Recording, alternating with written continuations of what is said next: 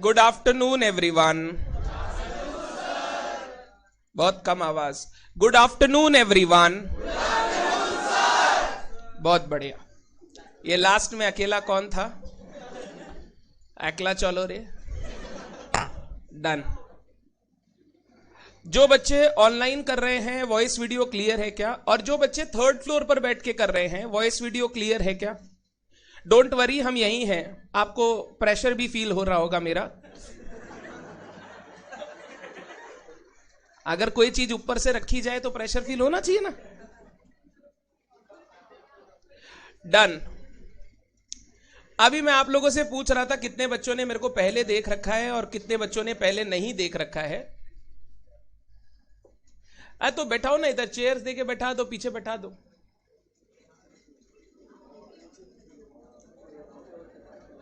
नहीं तो मेरे पास बैठाओ दो चार जन को यहां पे।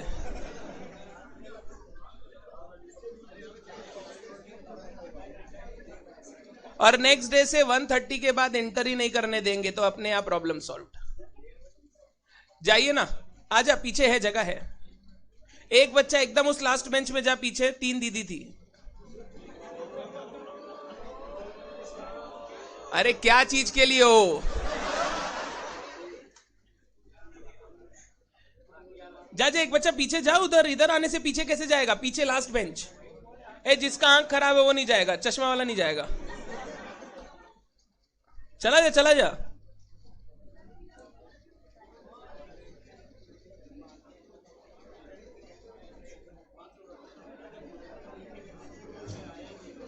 क्या कर रहा है? मत कर। ये क्या कर रहा है?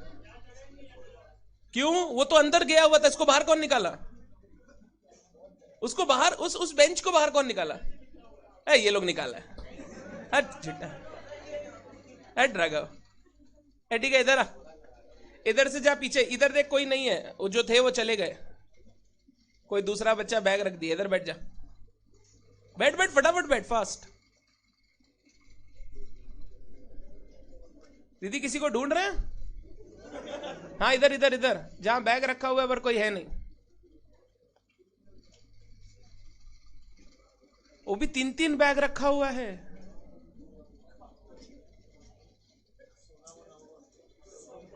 तुम उसके पास ही बैठ जा, देख जगह है अपॉर्चुनिटी।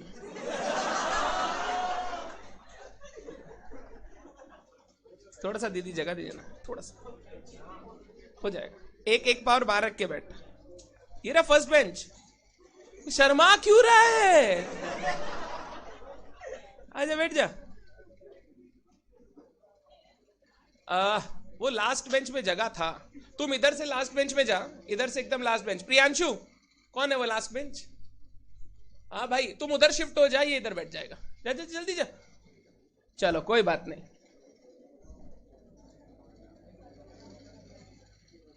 ठीक है आकर्ष, बिल्कुल डन। इधर से चला जा लास्ट में। अब जो है ना, वो कौन है? आप लोग कहां बैठेंगे? वो बैग आप लोग ही रख के गए थे। ऐसे बैग रख के जाना अलाउड नहीं है। Hemant, do one thing, 3-4 chair ला दो, यहां बैठ जाए। ठीक, कोई बात नहीं। दीदी लोग, आप लोग यहां बैठ जाए ना, एक ही बात है, हम लोग भाई बहन है सब। हम लोग तुम लोग के साथ नहीं बोले। तुम लोग बुरा मत मानना बस।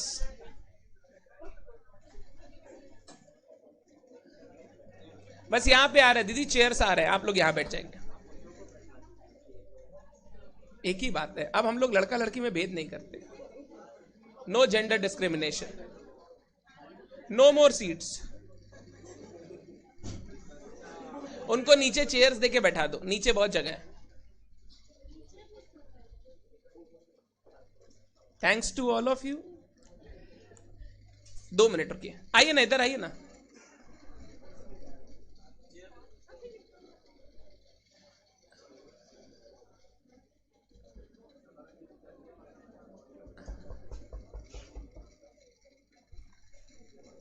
दो मिनट।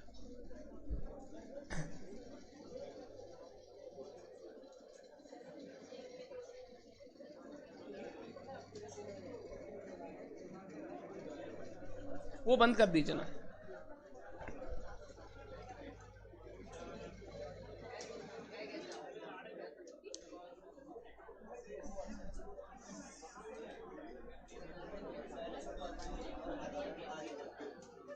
चले जाइए, देखिए उधर है,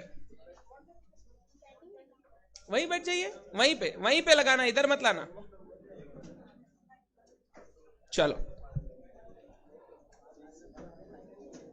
बस, अब इधर किसी को भेजो ही मत, ठीक।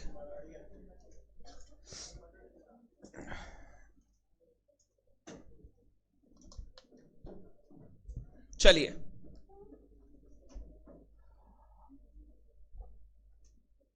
Welcome to CA inter everyone. Thank you का जरूरत नहीं है, हम वेलकम थैंक यू के लिए नहीं बोले थे, वो दीदी लोग ही बोलती है। दीदी लोग को अगर तुम जवाब नहीं दोगे तो बोलेगे थैंक यू बोले, तुम वेलकम भी नहीं बोल सकते हो। जैसे छींकने के बाद एक्सक्यूज मी लड़का नहीं बोलता है, और छींकने के बाद क्यों बोल रहे हो, पहले ही बोल देते एक्सक्यूज मी, हम हट जाते फिर छींक लेते। तो ठीक है, कोई बात नहीं है, धीरे धीरे समझ जाएंगे दीदी लोग भी। सीए इंटर सारे बच्चे, अब शायद आज पहली क्लास या कोई सब्जेक्ट अगर आपका स्टार्ट हो गया तो आपने पढ़ाई शुरू कर दी है। आज हम लोग स्टार्ट करेंगे सीए इंटर का पेपर 1। पेपर का नाम है एडवांस अकाउंट्स, और 100 मार्क का ये पेपर है जो आपको सीए इंटर में पढ़ने का है। ये जो अकाउंट्स का पेपर है, फाउंडेशन से लेकर फाइनल तक हर लेवल पे 100 मार्क्स का एक पेपर है। फाउंडेशन में भी आपने 100 मार्क का अकाउंट्स पढ़ा, इंटर में भी हम लोग 100 मार्क का अकाउंट्स पढ़ेंगे, एंड फाइनल में भी 100 मार्क्स का हम लोग अकाउंट्स पढ़ेंगे। बस नाम चेंज होते रहता है। फाउंडेशन में सब्जेक्ट का नाम था फंडामेंटल्स ऑफ अकाउंट्स या principles and practices of accounting. Inter में नाम हो गया एडवांस अकाउंटिंग, फाइनल में नाम हो जाएगा फाइनेंशियल रिपोर्टिंग। खाली नाम चेंज होता है, और वो नाम क्यों चेंज होता है वो भी समझाऊंगा जब मैं ये एडवांस अकाउंट्स सब्जेक्ट को समझाऊंगा। आज हमारा एडवांस अकाउंट्स का फर्स्ट क्लास है, and today is actually an orientation कि हमको इस सब्जेक्ट में किस तरीके से क्या पढ़ना है, कैसे पढ़ना है, पेपर पैटर्न वगैरह क्या रहेगा, and how will go forward in our syllabus. Subject सबसे पहले तो नए सिलेबस में पुराने सिलेबस के 2 सब्जेक्ट्स को मर्ज करके बनाया गया है। पुराने सब्जेक्ट ऑफ सीए इंटर में 2 सब्जेक्ट हुआ करते थे, एक अकाउंट्स और एक एडवांस अकाउंट्स। 100 मार्क के 2 सब्जेक्ट हुआ करते थे, टोटल 200 मार्क्स। उन 200 मार्क्स के सब्जेक्ट्स को मर्ज करके एक सब्जेक्ट बनाया गया एडवांस अकाउंटिंग। सबसे पहला जो सबसे बड़ा क्वेश्चन आज के दिन बच्चे के माइंड में है, क्या सर रियली 2 सब्जेक्ट का पूरा कंटेंट मर्ज करके अब 100 में हम लोगों को परोसा जाएगा? Answer is no, big no. वो हो ही नहीं सकता, वो लॉजिकली इंस्टीट्यूट करेगा ही नहीं। सीए इंस्टीट्यूट का एक बहुत खास बात है, जो भी काम करता है बहुत लॉजिकल करता है। तो अगर मैं 200 मार्क्स के सब्जेक्ट को मिला के 100 मार्क करूंगा तो वो मोस्ट इलॉजिकल डिसीजन हो जाएगा इंस्टीट्यूट ने जो कभी लिया होगा, तो वो चीज तो पॉसिबल है ही नहीं। इस सब्जेक्ट को ऐसे डिजाइन किया गया है कि अगर आपने फाउंडेशन में बेसिक्स ऑफ अकाउंट्स पढ़ रखा है, जर्नल करना, लेजर करना, ट्रायल बैलेंस बनाना, ट्रेडिंग पीएल बैलेंस शीट बनाना, तो इंटर में ये सब्जेक्ट पढ़ने के बाद जो आपका फाउंडेशन का बेसिक्स था ना, वो और सॉलिड हो जाएगा, एंड एक कंपनी का फाइनल अकाउंट्स बनता कैसे है और उसकी रिपोर्टिंग कैसे होती है वो आप सीखना शुरू कर देंगे।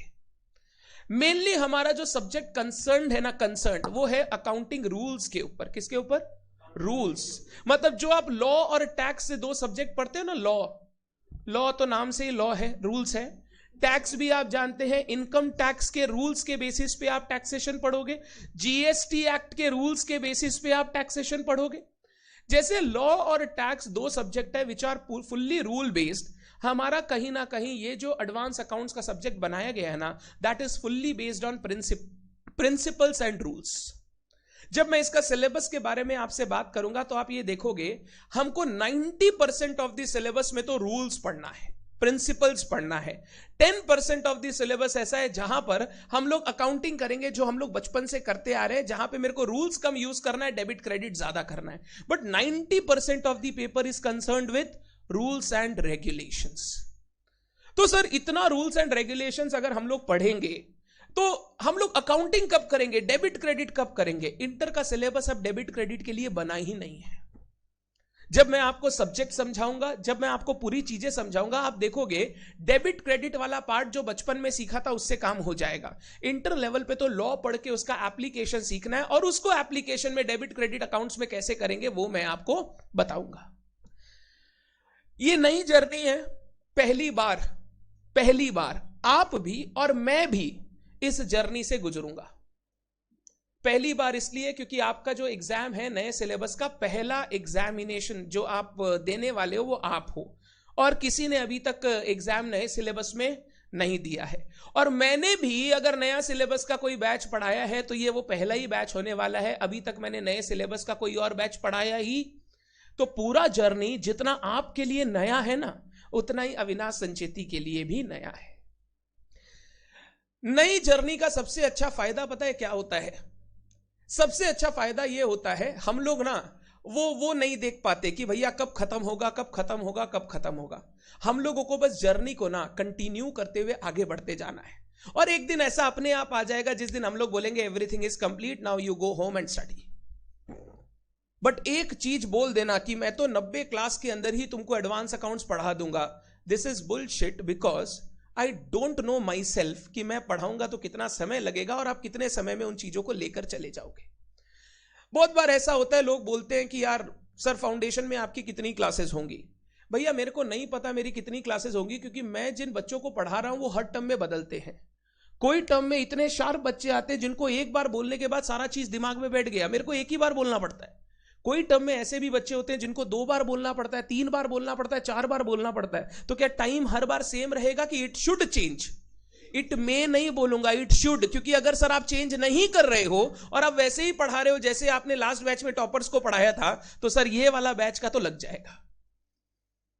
तो we don't know, I don't know myself कि हम लोग टोटल कितनी क्लासेस लेने वाले हैं। But I know this thing, जिस दिन हम लोग एक चैप्टर, एक टॉपिक, एक क्लास और एक सब्जेक्ट कंप्लीट करेंगे, उस दिन आपका वही क्लास, टॉपिक, सब्जेक्ट और सिलेबस कंप्लीट हो जाना चाहिए। उसके बाद आपको उसको पढ़ने का दरकार पड़ना। हम लोग इस तरीके से पढ़ाई करेंगे कि जिस दिन मैं कोई चैप्टर कंप्लीट करूं और आपने उसके ऊपर एक एडिक्वेट टाइम दे दिया हो, आपको कभी भी वापस जाके वो चैप्टर वापस खोल के देखना ना पड़े।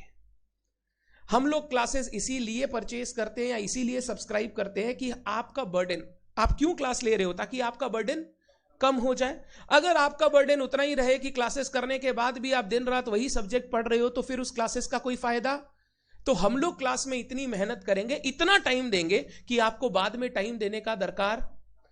सबसे बड़ा thing which I want from all of you at this Inception of the inter journey is dedication and time. जो हम लोग बोलते हैं ना कि कम पढ़ के ज्यादा मार्क्स लाने वाला माहिर होता है, मैं बोलता हूं ऐसा नहीं है। ज्यादा मार्क्स लाने वाला माहिर होगा या नहीं होगा वो तो समय बताएगा, बट जो अच्छे से पढ़ के रखेगा वो रियल लाइफ में मार्क्स भले ही कम लेके आओ, बट वो रियल लाइफ में जब काम करने जाएगा ना, वो फोड़ तो देगा ही। उसके सामने कैसा भी चैलेंज आ जाएगा वो कर लेगा, क्योंकि उसकी नॉलेज है। जो मार्क्स से ज्यादा लाता है उसका नॉलेज ज्यादा हो वो जरूरी नहीं है। मैं सीए फाउंडेशन में रैंक होल्डर नहीं था, सीए इंटर में भी मैं रैंक होल्डर नहीं था, बट सीए फाइनल में मैंने ऑल इंडिया रैंक 3 स्कोर किया। तो क्या आप फाउंडेशन का रिजल्ट देख के ये बोलोगे कि इस आदमी को कुछ नहीं आता? इंटर का रिजल्ट देख के ये बोलोगे इस आदमी को कुछ नहीं आता? नहीं पता चलता कब कौन आगे निकल जाए। बट अगर आपके पास कंटेंट होगा, नॉलेज होगी ना, तो जिंदगी में कभी ना कभी आप आगे निकलोगे, दैट इज श्योर। मैं सब बच्चों से यही चाहता हूं, आपको डेडिकेटेड रहना होगा इस जर्नी में।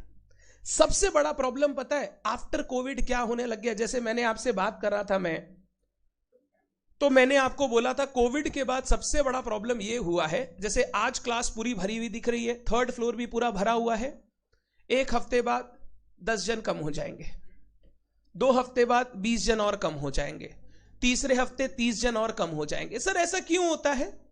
सिंपल रीजन है, आपको लाइव क्लास मिल रहा है, आपको उसके साथ लाइव एट होम मिल रहा है, उसके साथ आपको बैकअप मिल रहा है। जब इतनी चीजें लाइफ में कोई दे देता है ना, उसके बाद उस चीज का इंपॉर्टेंस ही खत्म हो जाता है। जिस दिन आपका एक क्लास छूटेगा, आप क्या करोगे? भाई रिकॉर्डेड में चलते हैं, पहले ये चैप्टर रिकॉर्डेड कर लेंगे, नेक्स्ट चैप्टर से लाइव ज्वाइन करेंगे। तुम कभी ट्रैक रखते ही नहीं हो कि मेरा चैप्टर कब चालू होगा, और जैसे ही नेक्स्ट चैप्टर चालू हो जाता है तुमने देखा यार इसका भी एक क्लास खत्म हो गया, तो चलो एक काम करते हैं नेक्स्ट चैप्टर से। अपना आदत होता है। जैसे मैं अभी, मेरी वाइफ मेरे को बोल रही है, मेरे पापा मम्मी बोल रहे हैं तुम योगा स्टार्ट करो, बोलते योगा से ही होगा। अरे योगा से ही पतला होगा, योगा से ही होगा। मैं बोला करूंगा 1 तारीख से,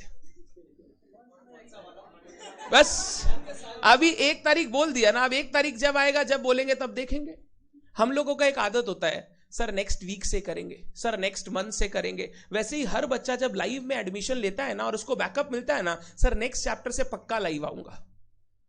और प्रॉब्लम क्या होता है, एक बार जो रिकॉर्डेड का नशा चढ़ जाता है ना, तुमको पता है क्या लगता है, सर 2 घंटा 2.25 घंटा बकबक करते हैं, रिकॉर्डेड में हम बैठते हैं 1.25x में चलाया, 1.5 घंटा में सर का क्लास खत्म। देखा भाई तुम 2 घंटा बेकार का बर्बाद कर, दूसरे को और सिखाएगा। तुम 2 घंटा बेकार का वेस्ट कर रहा है, इतना दूर जा रहा है भाई, 1.5 घंटा में क्लास घर पे खत्म हो रहा है। तो हम भी ये कर सकते थे ना कि अपना नॉर्मल पढ़ाई को 1.25x कर दें। जैसे हम इतना स्लो बोल रहे हैं, वैसे बोलेंगे अपना नॉर्मल पढ़ाई को 1.25x करके हम लोग अगर पढ़ ले तो हमारा काम हो जाएगा। तुम ऐसे ही घर पे देखते हो मेरे को, this is how you see the videos at home. और अभी भी अगर आप टैक्स या किसी का वीडियो कर रहे हो, जो कि बहुत सारे लोग करते हैं, तो आपने ऐसे ही पहला क्लास में तो आप चलते हो कि नहीं भाई नहीं देखते हैं क्या होगा, फिर पहला क्लास अरे ये बहुत स्लो पढ़ा रहा है भाई, 1.5x के नीचे काम नहीं चलेगा। सेकेंड क्लास से तुम्हारा इतना फास्ट ट्रांजिशन है ना, सेकेंड क्लास से 1.5x, बट थर्ड क्लास का पता नहीं, वो आ जाए। बट मैं इतना ही बोलूंगा, ये जो 1.5x स्पीड है ना, ये तुम्हारे डेडिकेशन को, तुम्हारे फोकस को, तुम्हारा बैठने का पेशेंस लेवल को खत्म कर देता है। तुम वेब सीरीज भी 1.5 में देखते हो? नहीं, क्यों? उसमें भी तो चीजें स्लो ही होती है, एक बार में 1 सेकंड में थोड़ी हो जाता है। क्यों? क्योंकि तुम चाहते हो वो जो दिखा रहा है वो सारा दिमाग में रजिस्टर होना चाहिए। हाँ, अरे हम नॉर्मल वेब सीरीज की बात कर रहे हैं। दीदी इतना जल्दी? दीदी देखिए बाहर कोई चेयर है क्या? चेयर लाके बैठना पड़ेगा। हाँ दीदी बैठिए ना। आप वेब सीरीज क्यों नहीं देखते 1.5 में? Because you want to register each and everything they show. कोई भाई पूछेगा क्या हुआ था मैं, तो हम बता पाए भाई दूसरा एपिसोड का 10 मिनट बाद देखना भाई, झकास था। आप लिटरली आप सोचो, आपको इतना वेब सीरीज में प्रेसाइजली चीजें याद रहती है। वही जो क्लास में पढ़ाते हैं, भाई दूसरा क्लास में क्या हुआ था भाई नहीं पता क्या हुआ था, कॉपी खोलेंगे तब बता देंगे। ये जो हमारा डिफरेंस है ना, ये difference is only because of एक चीज आप पूरा फोकस से फुल टाइम देकर देख रहे हो, और दूसरा चीज आप फटाफट सल्टाने की कोशिश कर रहे हो। पहला प्रायोरिटी रहेगा हर बच्चे को हमेशा ट्राई करना है लाइव करने का।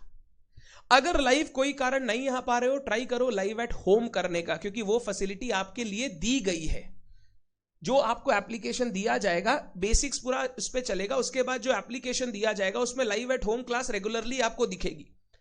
लाइव एट होम कर। अगर ये दोनों तेरे से मिस हो जाए तो ही हमको तीसरे ऑप्शन में जाना है, which is recorded. But recorded में भी कैसे जाना है? आज का क्लास आज कर लेना है, ताकि कल के क्लास से हम कम से कम लाइव वापस ज्वाइन कर सके। अब बच्चे को लगता है सर लाइव करे या रिकॉर्डेड करे कोई रिजल्ट का फर्क पड़ता है क्या? बहुत फर्क पड़ता है, बट वो फर्क दिखता नहीं, क्योंकि तुमको लगता है तुम पास हो गए तो बस हो गया ना बात। हो सकता है तुम्हारा पास होने का नहीं, तुम्हारा ज्यादा अच्छा मार्क्स लाने का कैपेबिलिटी था, बट तुमने उस कैपेबिलिटी को अंडरमाइन कर दिया, क्योंकि तुमको दिख गया पास हो गए तो इतना ज्यादा क्यों माथा लगाना है, हो गए ना। कम क्लास जाके भी पास हो गए, तुम ज्यादा क्लास जाके भी पास हुआ। अबे तुम पास होने लायक नहीं था, तेरा अच्छा मार्क्स आ सकता था। हम लोग अपने आप को पूरा अच्छी तरीके से नहीं जानते, इसीलिए कम में सेटल होने का आदत है। जिस दिन कम में सेटल होना बंद कर दोगे ना, उस दिन तुमको दिखेगा लाइफ में you can do infinite things जो तुम सोच भी नहीं सकते थे। तो सबसे पहला ज्ञान I need from all of you is be dedicated towards your course, towards your studies. Institute ने सबसे अच्छा गिफ्ट तुमको दिया है, 8 से 6 सब्जेक्ट कर दिया, बट 6 में भी मैं बोलूं अभी भी 8 सब्जेक्ट है। पहले 8 में 11 सब्जेक्ट्स थे। सर 11 कैसे थे? EIS SM 2 सब्जेक्ट बना के रखा था, जिसको एक कंबाइन कर दिया था। तो सब्जेक्ट वाइज कंटेंट वाइज तो 2 अलग अलग चीज पढ़ना है। FM में एक इको घुसा रखा था जो अलग कंटेंट है, और DT IDT तो हमेशा ही अलग है बट साथ में दिया जाता है।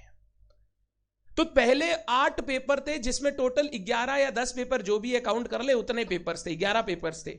अब 6 पेपर्स है, बट 6 में अगर टोटल करूंगा तो 8 पेपर है। एक FM के साथ SM जोड़ा है और एक DT के साथ IDT जोड़ा है।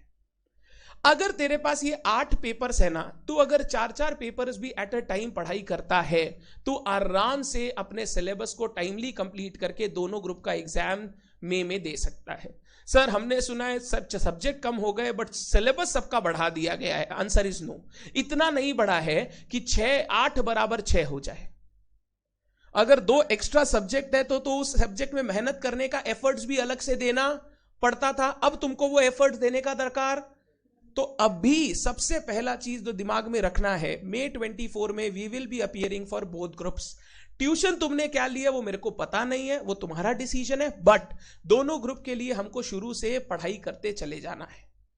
दिन में ऑन एन एवरेज एक बच्चे को 3 क्लास कम से कम करना है। कितनी क्लास? 3 क्लास। उस 3 क्लास में आप जैसे सजाना चाहो सजा सकते हो। आप लाइव ले रहे हो तो लाइव में तो सजाने का ऑप्शन नहीं है, रिकॉर्डेड ले रहे हो तो आप अपनी तरीके से सजा सकते हो। 3 क्लास दिन में करना है, मंडे टू संडे। टोटल कितना हो गया? 21 हो गया। हफ्ते में कोई 2 दिन ट्राई करना, अगर 4-4 हो पाए। कितना हो पाए?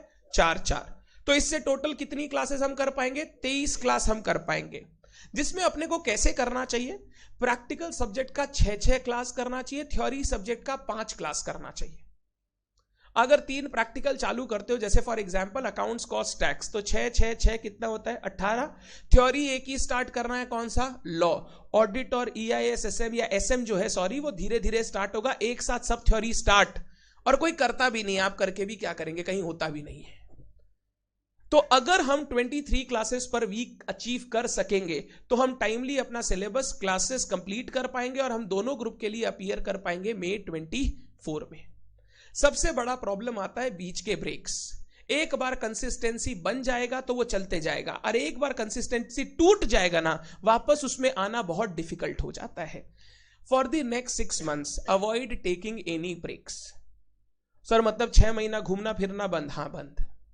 तो सर 6 महीना घूमेंगे फिरेंगे नहीं तो फिर जिंदगी कैसे चलेगा? हम साल भर से कहीं नहीं गए हैं, 7 महीना 8 महीना से कहीं नहीं गए। लास्ट दिसंबर में घूमने गए थे बिगिनिंग में, अभी हो गया अगस्त, हम कहीं नहीं गए 8 महीना से। तो जिंदगी चल रहा है ना, अच्छा ही चल रहा है। तुम लोग इतना सारा जन है, खराब तो चल नहीं रहा है, अच्छा ही चल रहा है।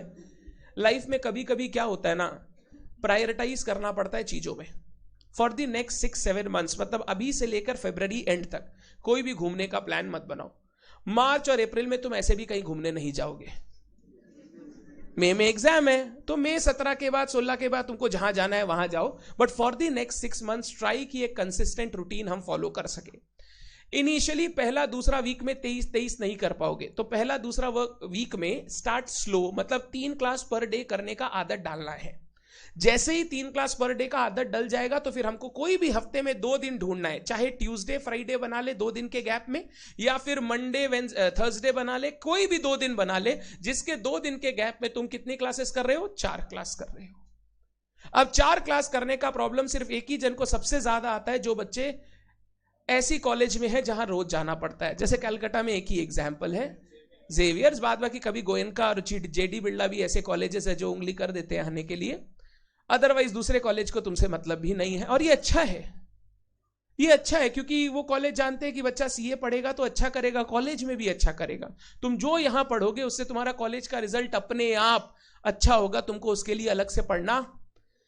सबसे ज्यादा प्रॉब्लम्स आती है जिन बच्चों की रेगुलर कॉलेजेस है। जिनकी रेगुलर कॉलेजेस है उनके लिए 4 क्लास रियली डिफिकल्ट हो जाता है। आप अपनी 4 क्लास का शेड्यूल सैटरडे और संडे डाल दो।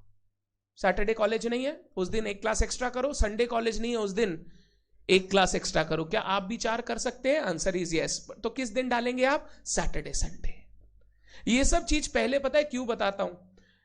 बच्चा ना इनिशियली अगर लाइन पे आ जाए ना तो उसके लिए जर्नी काफी आसान हो जाती है, और अगर वो 2-3 महीने के बाद उसको समझ में आए ना कि ऐसे करना था, हमको तो ऐसा कोई बताया ही नहीं था, तो बच्चा बोलता है सर यार ये पहले ही बता देते, अभी बता रहे उससे अच्छा। इसीलिए फर्स्ट डे पर बता रहा हूं क्या एक रूटीन होनी चाहिए for a student who is going to appear CA inter after 9 months. 23 classes per week must be the target, और क्लासेस एकदम शांति से करने का. व्हाट आई फील इज, अगर एक सब्जेक्ट में मान लो 400 घंटा अलॉट करना चाहिए, तुम क्लासेस 150 घंटे में कवर करने की कोशिश करोगे तो सेल्फ स्टडी 250 घंटे करना पड़ेगा. तुम क्लासेस 200 घंटे में करोगे तो सेल्फ स्टडी 200 घंटे करना पड़ेगा. मतलब घुमा फिरा के सेल्फ स्टडी प्लस क्लासेस का टाइम मिला के उतना ही टाइम तुमको देना पड़ेगा. जो बच्चे क्लासेस लाइव करते हैं, रेगुलर करते हैं, साथ साथ करते हैं और स्लो मतलब 1 की स्पीड पे करते हैं, वो देखते हैं कि जितना क्लास में टाइम दिया उसके कारण रिवीजन का टाइम अपने आप कम हो गया. और जो बच्चे थोड़ा हड़बड़ी में सब्जेक्ट सल्टाते हैं तो जितना जल्दी उन्होंने क्लासेस कंप्लीट किया उतना ही ज्यादा एफर्ट्स उनको रिवीजन में लगाना पड़ रहा है. और मैं ज्यादा एग्जांपल इधर उधर का नहीं दूंगा. तुम फाउंडेशन में अगर कोई सब्जेक्ट का वीडियो किए थे तो सोचो कितने एफर्ट्स बाद में पुट इन करने पड़े, और कोई सब्जेक्ट अगर लाइव किए थे तो सोचो कितना फास्ट लाइव में कवर हो गया था कि जिस दिन क्लास कंप्लीट हुई उस दिन अपना सिलेबस भी रेडी था. जो बच्चे मेरे से पढ़ रखे हैं मैं ये बोल सकता हूं जिस दिन अकाउंट्स हमने क्लास में कंप्लीट किया उस दिन अकाउंट्स अपने आप ही कंप्लीट था. हम लोगों को वापस देखने का एज सच जरूरत, थोड़ा बहुत एग्जाम से पहले रिवीजन करना पड़ता है, बट ऐसा नहीं था कोई भी चैप्टर को बैठ के पूरा घाटना पड़ेगा कि क्या था उस चैप्टर में. The chapter was ready. तो सेम चीज आपको फॉलो करना होगा when you study for inter. Foundation में 80% थी टीचर की मेहनत, 20% थी स्टूडेंट की मेहनत. इंटर लेवल पे 50% टीचर का मेहनत, 50% स्टूडेंट का मेहनत. यानी जितना मैं आपको पढ़ाऊंगा उतना इक्वल टाइम आपको सब्जेक्ट को वापस देना पड़ेगा. यानी अगर आज मैंने 2 घंटे की एक क्लास ली है तो आज ही 2 घंटा नहीं देना है, आज घर जाके 15 मिनट से आधी घंटा देना पड़ेगा ताकि एक बार कंटेंट रिवाइज हो. कल क्लास से आने से पहले 10 मिनट देना होगा ताकि कंटेंट रिवाइज हो. बैलेंस जो टाइम है वो चैप्टर कंप्लीट होने के बाद एक दिन बैठ के आपको उसका रिवीजन करना पड़ेगा, और फिर मॉक टेस्ट रिवीजन से वो सब चलते चले जाएंगे. बट फॉर द टाइमिंग जितना मैं टाइम दूंगा उतना इक्वल टाइम आपको डिवोट करना पड़ेगा. अगर 50-50 वाला इक्वेशन नहीं बैठाओगे, क्लास में 50 बट घर पे 30, डिजायर्ड रिजल्ट अचीव नहीं कर पाओगे. क्लास आधा अधूरा करके रखा और घर पे बहुत पढ़ रहे हो तो भी डिजायर्ड रिजल्ट अचीव नहीं कर पाओगे. डिजायर्ड रिजल्ट तभी आएगा जब जितनी मैं मेहनत कर रहा हूं उतना ही आप उस सब्जेक्ट में वापस टाइम एंड एफर्ट्स लगा रहे हो. ये टाइम एंड एफर्ट्स कम होते चला जाएगा ग्रेजुअली जैसे जैसे सब्जेक्ट में आगे बढ़ेंगे, जैसे जैसे सब्जेक्ट की नॉलेज स्ट्रांग होगी. इनिशियली थोड़ा टाइम ज्यादा देना पड़ेगा, इन्हीं धीरे धीरे आगे बढ़ते जाएंगे तो अपने आप वो टाइम कम होते चला जाएगा. एक बार में पढ़ने से ही दिमाग में चीजें बैठने लग जाएंगी. ये सारी चीजें क्लियर करने के साथ क्या हम लोग पढ़ाई चालू कर सकते हैं? पक्का? अभी बोल रहा हूं, जो मानेंगे ना उन बच्चों के अच्छे मार्क्स आएंगे. अच्छे मार्क्स में रैंक आ भी सकता है, नहीं भी आ सकता, ये मेरे हाथ में नहीं है. हम लोग ना मार्क्स बता सकते हैं एक बच्चा कितना लाओ, रैंक कोई नहीं बता सकता, क्योंकि मैं तो 100% बच्चे नहीं पढ़ा रहा हूं ना. बहुत सारे बच्चे तो दूसरी जगह भी पढ़ रहे हैं, वो कैसा एफर्ट कर रहे हैं, वो कैसी मेहनत कर रहे हैं वो तो मेरे को पता. मैं तो आपको एफर्ट्स में डाल सकता हूं, आपको बोल सकता हूं इतनी मेहनत करनी है. अगर वो बच्चे आपसे ज्यादा मेहनत कर रहे हैं तो रैंक वो डिजर्व करते हैं, आप डिजर्व. रैंक हमेशा एक रिलेटिव पोजीशन है. ये सिर्फ आपकी मेहनत से डिसाइड नहीं होगा, ये उन 50 स्टूडेंट्स की मेहनत से भी डिसाइड होगा जो उस रैंक के लिए काम कर रहे हैं. बट अगर मैं एक बार बोलूं कि 600 में हम लोग का सबका टारगेट होना चाहिए, 400 मार्क्स हम कम से कम स्कोर करेंगे. कितने मार्क्स? मैं हमेशा बोलता हूं 60% तो सबका टारगेट होना चाहिए. 600 का 60% कितना होता है? 360. बट वो 360 लाने के लिए हमको 40-50 मार्क्स एक्स्ट्रा का टारगेट रखना पड़ेगा, क्योंकि तुम एक्स्ट्रा टारगेट करोगे तब जाके तुम 60 पे पहुंचोगे.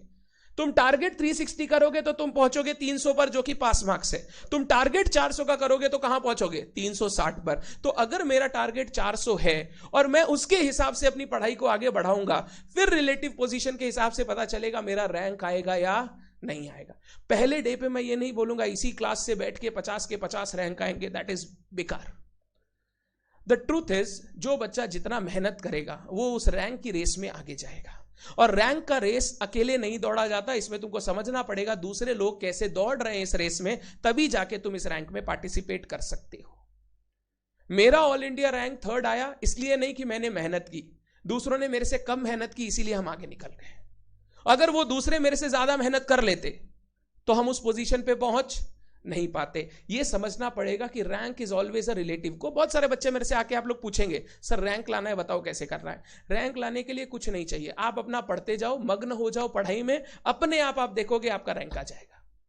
इसके लिए अलग से कोई स्ट्रैटेजी नहीं होती। हाँ स्ट्रैटेजी होती है, जो दूसरे कर रहे हैं उससे कुछ हटके करना पड़ता है। जैसे क्या करना पड़ता है, दूसरे मॉक टेस्ट देने पर विश्वास नहीं करते, बोलता इतना कौन टेस्ट देगा, इंस्टीट्यूट तो एग्जाम ले ही रहे तो हमको कौन सा टेस्ट देना है, देखेंगे उस दिन। एक रैंक होल्डर अगर कोई बनना चाहता है तो उसको टाइम टू टाइम टेस्ट देना पड़ेगा, क्योंकि टेस्ट देने से ये समझ में आता है कि तुम्हारा जो लेवल है वो लेवल क्या है, तुम्हारा लेवल अच्छा है या नहीं है। वो तभी समझ में आता है जब तुम बैठ के 3 घंटे का एक पेपर लिखते हो। टेस्ट देना, कोई चीज को अपनी भाषा में समझना। जैसे फॉर एग्जाम्पल मैं तुमको एक छोटा सा कॉन्सेप्ट पढ़ाया कि inventory is valued at cost और NRV whichever is lower. ये होता है कंजर्वेटिज्म कॉन्सेप्ट के कारण। इसको हम लोग करते हैं आइटम बाय आइटम बेसिस पे, हम लोग टोटल बेसिस पे नहीं करते हैं। ऐसा कॉन्सेप्ट एक समझाया। अब एक बच्चा होता है जो यही 3 लाइन इंग्लिश में लर्न करता है, और एक बच्चा होता है जो यही 3 लाइन अपने को अपनी भाषा में समझा लेता है। अब इन्वेंट्री का जब वैल्यू करेंगे ना तो कॉस्ट देखशा एनआरवी देखशा दोनों में जो लोअर उसी बोलेशा 90% तो कॉस्ट ही उसी, एनआरवी कभी कभी हो सकता है अगर मार्केट में उसका दाम गिर गया हो। ये जब करेंगे ना तो इंडिविजुअल आइटम बाय आइटम करना पड़ेगा, क्योंकि अगर टोटल बेसिस पे करेंगे ना तो एक आइटम का लॉस एक आइटम का प्रॉफिट एक दूसरे से सेट ऑफ हो जाएगा।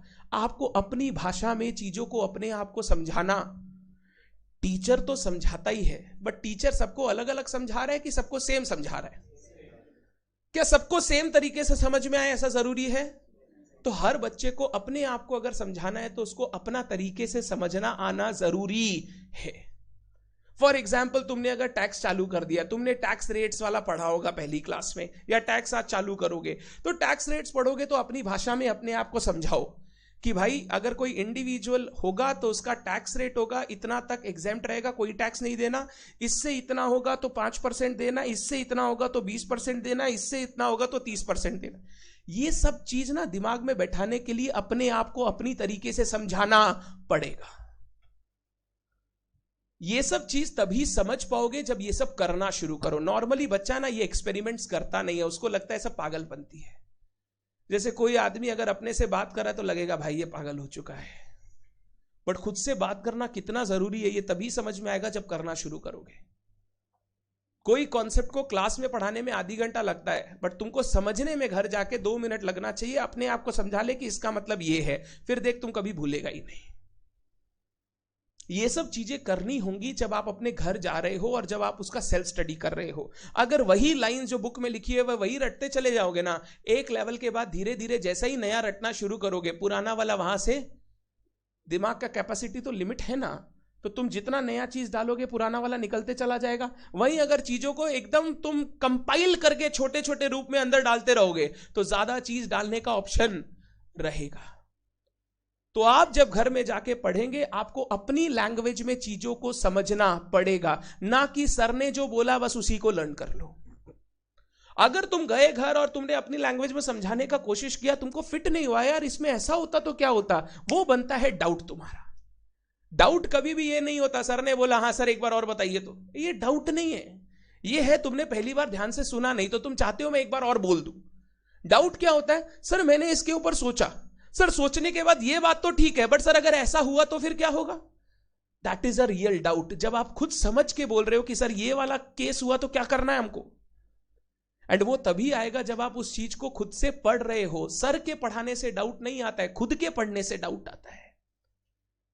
तो अगर आप उस चीजों को करोगे तब जाके आपका रिजल्ट निखरेगा, नहीं तो जैसा नॉर्मल रिजल्ट आता है वैसा ही रिजल्ट आपका भी होगा। और एक बात मैं हमेशा बोलता हूं, सारे ही बच्चे एवरेज होते हैं, कोई बच्चा ज्यादा स्मार्ट नहीं है। अगर स्मार्ट होता तो तुम्हारे साथ यहां थोड़ी बैठा रहता। सारे ही बच्चे एवरेज है, मैं भी एवरेज हूं, तुम भी एवरेज हो। फर्क बस इतना है, कोई उस एवरेज के साथ हार्डवर्क का तड़का लगाता है और कोई तड़का नहीं लगाता। जो तड़का लगाएगा वो आगे बढ़ जाएगा, जो नहीं लगाएगा वो नॉर्मल अपनी राह में चलते चला जाएगा, वो कुछ एक्स्ट्रा ऑर्डिनरी नहीं कर पाएगा। It is not about intelligence, it is about your hard work, it is about your interest in the subject, जो आपको एक सब्जेक्ट को बहुत अच्छे से कंप्लीट करने में हेल्प करता है। तुम देखना कोई भी सब्जेक्ट में अगर एक बार तुमको इंटरेस्ट हटाना तो वो सब्जेक्ट तुम हमेशा डिले करते चले जाओ, छोड़ना कल करेंगे, आज यार टैक्स वाला कर लेते हैं, वो सर आज पढ़ाए आज देख लेते हैं, अकाउंट्स वाला ना कल कर लेंगे। लॉ वाला ना कल कर लेंगे, अगर इंटरेस्ट नहीं होगा तो। और अगर इंटरेस्ट होगा ना, भाई चलिए लेके बैठते एक बार, देखते हैं क्या था। सारा खेला उस इंटरेस्ट का है और कोई चीज का नहीं है।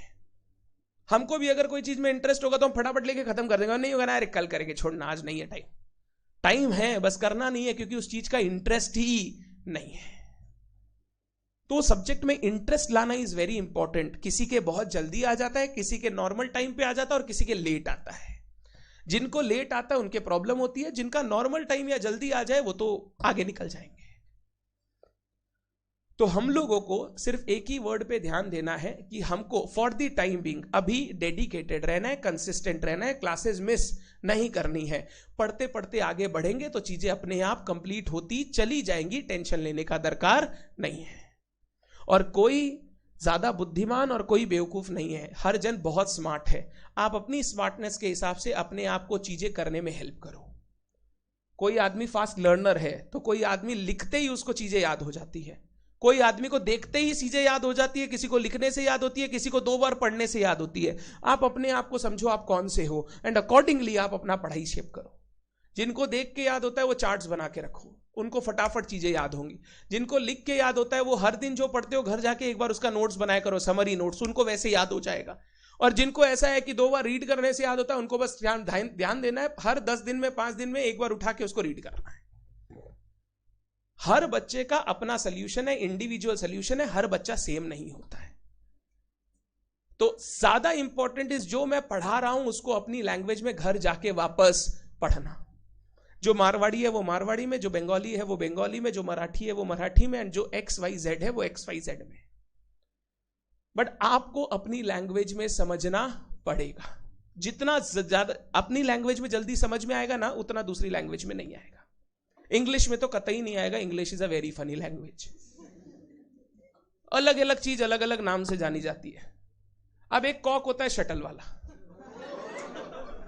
और एक होता है वो अपना मुर्गी। हाँ अरे एक मुर्गी ही, क्या बोले हम, कैसे समझाए, कैसे उन लोग को ही नहीं पता वो लोग क्या बोलना चाहता है। तो it is a very funny language. तो इंग्लिश को छोड़ के अपनी भाषा में पढ़ना शुरू कीजिए, चीजें बहुत ज्यादा रिटेन रहेंगी। डन। और तीसरा भी कोई होता है तो बाद में याद करेंगे, अभी इधर आ जाओ। एंड हम देखने में ही सिर्फ डेंजरस है, ऐसे हम बहुत सीधे साधे, हम कोई बात डबल मीनिंग नहीं करते, बट आपको लगने लगता है ऐसा। डबल मीनिंग हम नहीं करते हैं, तुमको ऐसा लगने लगता है। और जो बच्चे घर पे बैठ के क्लास कर रहे हैं, please use earphone, otherwise any mishap में happen and I will not be liable for it. ये डिस्क्लेमर है, you all are 18+, this content is rated adult. So please घर पे जब देखे सावधानी से देखे, अपने रिस्क पर देखे, और मम्मी पापा से दूर होकर देखे। मतलब एक ही फीस में 3 जन कैसे पढ़ सकता है, इसीलिए एक जन ईयरफोन लगा के ही क्लास कर सकता है, ठीक है। अरे श्रेया अभी नहीं आएगा सॉफ्टवेयर का लिंक्स। सर आपका शेड्यूल क्या होगा क्लासेस का, मेरे को भी नहीं पता। मेरा शेड्यूल होगा मंडे टू सैटरडे, 6 दिन। बट वो 6 दिन का शेड्यूल अपने चालू करेंगे जब सेमेस्टर 2 के एग्जाम्स खत्म हो जाएंगे उसके बाद, क्योंकि सेमेस्टर 2 का एग्जाम अभी नेक्स्ट वीक ही है और बहुत सारे बच्चे उस एग्जाम में देंगे, तो मैं 6 क्लास अभी चालू ऐसे भी नहीं कर सकता। अभी का जो शेड्यूल होगा उसका वीकली शेड्यूल आपको टेलीग्राम ग्रुप में आ जाएगा, आप अकॉर्डिंगली अभी क्लासेस करेंगे। डन। चलिए इतना बात होने के बाद हम लोग कुछ अपने सब्जेक्ट को भी इज्जत दे। एडवांस अकाउंट्स मैंने बोला 100 मार्क का सब्जेक्ट है। कौन सा पेपर है? Paper number 1। पेपर नंबर 1 मतलब पहला एग्जाम आपको इसी का देना। पहला एग्जाम बहुत इंपॉर्टेंट होता है क्योंकि वो कॉन्फिडेंस बढ़ाता है या कॉन्फिडेंस खत्म कर देता है। ये सब्जेक्ट पूरे के पूरे 6 सब्जेक्ट में सबसे आपके करीबी सब्जेक्ट्स में एक है, क्योंकि ये सब्जेक्ट आपने क्लास 11 से लेकर अभी तक पढ़ रखा है। क्लास 11 अकाउंट्स पढ़ा, 12 अकाउंट्स पढ़ा, कुछ साइंस के बच्चे होंगे बात अलग है, अदरवाइज 11-12 पढ़ा। आपने फाउंडेशन में भी अकाउंट्स पढ़ा। फाउंडेशन तो पढ़ा था भाई, ब्लैक टी शर्ट, फाउंडेशन तो पढ़ा था, ठीक है। फाउंडेशन में अकाउंट्स पढ़ा, बीकॉम वगैरह में भी थोड़ा बहुत अकाउंट्स पढ़ लिए गलती से। इतना अकाउंट्स पढ़ने के बाद वापस अगर अकाउंट सब्जेक्ट आता है तो ऐसा नहीं है कि सब्जेक्ट से हम फेमिलियर नहीं है, सब्जेक्ट के बारे में हमको पता है करना क्या है। तो ये एक ऐसा सब्जेक्ट है जिसको आपने लास्ट 2 साल 3 साल से पढ़ा है, और कोई भी दूसरा सब्जेक्ट ऐसा नहीं है जिसको आपने 2 साल 3 साल से पढ़ा है, इंक्लूडिंग लॉ जो सिर्फ फाउंडेशन में था 11 12 में। टैक्सेशन पहली बार आएगा, कॉस्टिंग पहली बार आएगा, फाइनेंशियल मैनेजमेंट पहली बार आएगा, ऑडिट पहली बार आएगा, क्योंकि ये सब्जेक्ट आपने ऑलरेडी इतने दिन से पढ़ रखा है। आप सबसे ज्यादा कंफर्टेबल इसी सब्जेक्ट के साथ होंगे। ये लास्ट सिलेबस तक ना मैं बोलता भी था और मैं फटाफट प्रूफ भी कर देता था, पहला चैप्टर से ही बच्चे को समझ में आ जाता था कि जो पढ़ा है वही वापस आगे सीखना है। अब इंस्टीट्यूट ने हमारा ऐसा सिलेबस बना दिया है ना कि फाउंडेशन और इंटर को लिंक करना हैज बिकम वेरी डिफिकल्ट। कोई भी पढ़ाई अच्छे से समझ में कब आती है? जब तुमने जो पढ़ा हो उसको मैं आगे बढ़ा के फिर तुमको किसी चीज में नया लेके जाऊं। पहले क्या था, जैसे ही बच्चा फाउंडेशन से हमारे पास इंटर में आता था, हम स्टार्ट करते थे with chapters like single entry, chapters like insurance claim. वो चैप्टर्स इजी क्यों थे? क्योंकि उन चैप्टर्स में ट्रेडिंग पीएल बैलेंस शीट बनाना था, जो ट्रेडिंग पीएल बैलेंस शीट हमने फाउंडेशन में कई सारे चैप्टर्स में ऑलरेडी बना रखा था। इंस्टीट्यूट ने वो जो ब्रिज करते थे चैप्टर्स, उनको फाउंडेशन में भेज दिया है। बोला ब्रिज ब्राज नहीं बनाना है, फाउंडेशन में ही कर लो ये सब। और इंटर में ना ऐसा सिलेबस बनाया कि ये जो कनेक्ट है ना, ये कनेक्ट बहुत डिफिकल्ट हो गया है टीचर्स के लिए। अभी अगर आप लोगों ने डेमो वीडियोस देखे होंगे, बहुत सारे teachers demo video through out India डाल रहे हैं। कोई टीचर एक्स पढ़ा रहा है, कोई टीचर वाई से शुरू कर रहा है, कोई टीचर जेड पढ़ा रहा है, कोई टीचर ए पढ़ा रहा है। तो समझ में नहीं आ रहा है सर कौन सा टीचर कौन सा टॉपिक उठाया और कौन सा सही है कौन सा नहीं, बिकॉज ये भी हमारे लिए भी फर्स्ट टाइम है। तो अभी का जो सिलेबस बन गया ना, ये सिलेबस ऐसा बन गया है कि फाउंडेशन से इंटर लेवल में जब बच्चा आता है, अगर उसको सिलेबस में सही से इंट्रोड्यूस नहीं किया जाए तो हो सकता है वो फील करे there is a gap between what I have studied in foundation and what I am studying in inter. इसीलिए सबसे पहले मैं सिलेबस समझाता हूं, और यह समझाता हूं हम लोग इस सिलेबस को किस तरीके से कवर करेंगे, सो दैट जो फाउंडेशन में पढ़ा उसको इंटर में कनेक्ट करके फिर हम आगे ले जा सके। तुमको हमारा सिलेबस ना 3 पार्ट में डिवाइडेड है। ये सब ना लिखने का जरूरत नहीं है, I will send the PDF, you can download it, अपने टेलीग्राम ग्रुप में रहेगा। ये सब लिखने का इसलिए जरूरत नहीं है क्योंकि ये सिलेबस याद हो जाएगा पढ़ते पढ़ते। दीज आर नॉट समथिंग्स जो आपको लिखना चाहिए, दीज आर समथिंग्स जो आपका दिमाग हमेशा याद रखेगा। हमारा सिलेबस 3 पार्ट में डिवाइडेड है। सबसे बड़ा पार्ट है accounting standards. Accounting standards, standard word मतलब क्या होता है रे? What is a standard? Sir ये स्टैंडर्ड है, बेंचमार्क। अकाउंटिंग के स्टैंडर्ड्स मतलब ये अकाउंटिंग के बेंचमार्क है, रूल्स है, प्रिंसिपल्स है, जिसको फॉलो करके हमको अकाउंटिंग करना पड़ेगा। सबसे पहला पार्ट है अकाउंटिंग स्टैंडर्ड, और ये सिलेबस का सबसे बड़ा पार्ट है। सबसे ज्यादा टाइम जो पढ़ाने में लगेगा वो इसी पार्ट में लगेगा। सेकेंड पार्ट दिया गया कंपनी अकाउंट्स। अगर मैं फाउंडेशन लेवल में जाऊं तो कंपनी अकाउंट्स को सिर्फ टच किया गया था शेयर्स की अकाउंटिंग, डिबेंचर्स की अकाउंटिंग सिखा के, वहां पे कंपनी का और कुछ सिखाया नहीं गया। अब उसके बाद की जो चीजें हैं वो सारी हमको इंटर में सीखनी है, स्टार्टिंग फ्रॉम कंपनी का फाइनेंशियल स्टेटमेंट्स कैसे बनता है, यानी कंपनी का बैलेंस शीट कैसे बनता है, पीएल कैसे बनता है, कैश फ्लो कैसे बनता है, वो सिखाऊंगा। आपने क्लास 12 में शायद एक वर्ड सुना होगा, शेड्यूल 3 ऑफ कंपनीज एक्ट। सुना है ऐसा कोई वर्ड? शेड्यूल 3 नहीं भी सुना है, चिंता नहीं, हम लोग पढ़ेंगे, बट एक वर्ड था schedule 3 of companies act. Companies act के रूल्स के हिसाब से बनाना पड़ता है, तो वो फाइनेंशियल स्टेटमेंट बनाना पड़ेगा। उसके बाद हम लोग सीखेंगे concepts like buyback, corporate restructuring. Restructuring समझते हो? रीस्ट्रक्चरिंग वापस से अपने आप को रीस्ट्रक्चर करना, वापस से चीजों को एक लाइन पे लाना। जैसे हम लोग इंटरनल रिकंस्ट्रक्शन पढ़ेंगे, अमलगमेशन पढ़ेंगे, हम लोग पढ़ेंगे कंसोलिडेशन। कंसोलिडेशन क्या होता है? अब एक रिलायंस इंडस्ट्रीज एक कंपनी है, तुमको क्या लगता है रिलायंस कितना सारा बिजनेस करती होगी? सर कोई ऐसा बिजनेस नहीं है जिसमें रिलायंस नहीं दिखता है। सर आप पेट्रोल देखेंगे तो रिलायंस, सर कम्युनिकेशन देख रहे हैं तो रिलायंस, रिटेल देख रहे हैं तो रिलायंस, रिटेल में भी आ गया। अब फाइनेंस में भी जियो फाइनेंशियल सर्विसेज तोड़ के आ रहे हैं, फाइनेंस में भी आ गया। कंज्यूमर गुड्स में भी है, कैंपा कोला वगैरह बनाना शुरू कर दिया।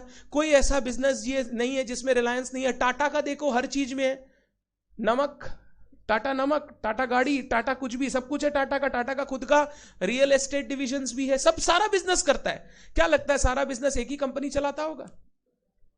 नहीं चलाता है, इनका एक पूरा ग्रुप होता है।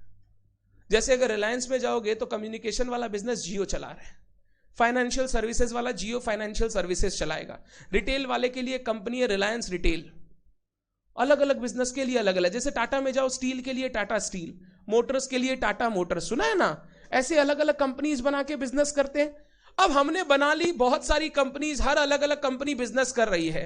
मेरे इन्वेस्टर को अगर मैं ये बोलूं ये ले टाटा स्टील का बैलेंस शीट पीएल, ये ले टाटा मोटर का बैलेंस शीट पीएल, ये ले टाटा एलेक्सी का बैलेंस शीट पीएल, मेरा इन्वेस्टर बोलेगा भाई इतना पढ़ने का टाइम नहीं है हमारे पास, मोट में बता क्या हुआ सब करके, मैंने तो सारा पैसा टाटा सन्स को दे दिया या मैंने तो सारा पैसा रिलायंस इंडस्ट्रीज में डाल दिया, रिलायंस इंडस्ट्रीज ने उस पैसे को क्या कर दिया, हर कंपनी में बांट दिया, थोड़ा जियो में डाल दिया, थोड़ा कम्युनिकेशन में डाल दिया, हर में डाल दिया।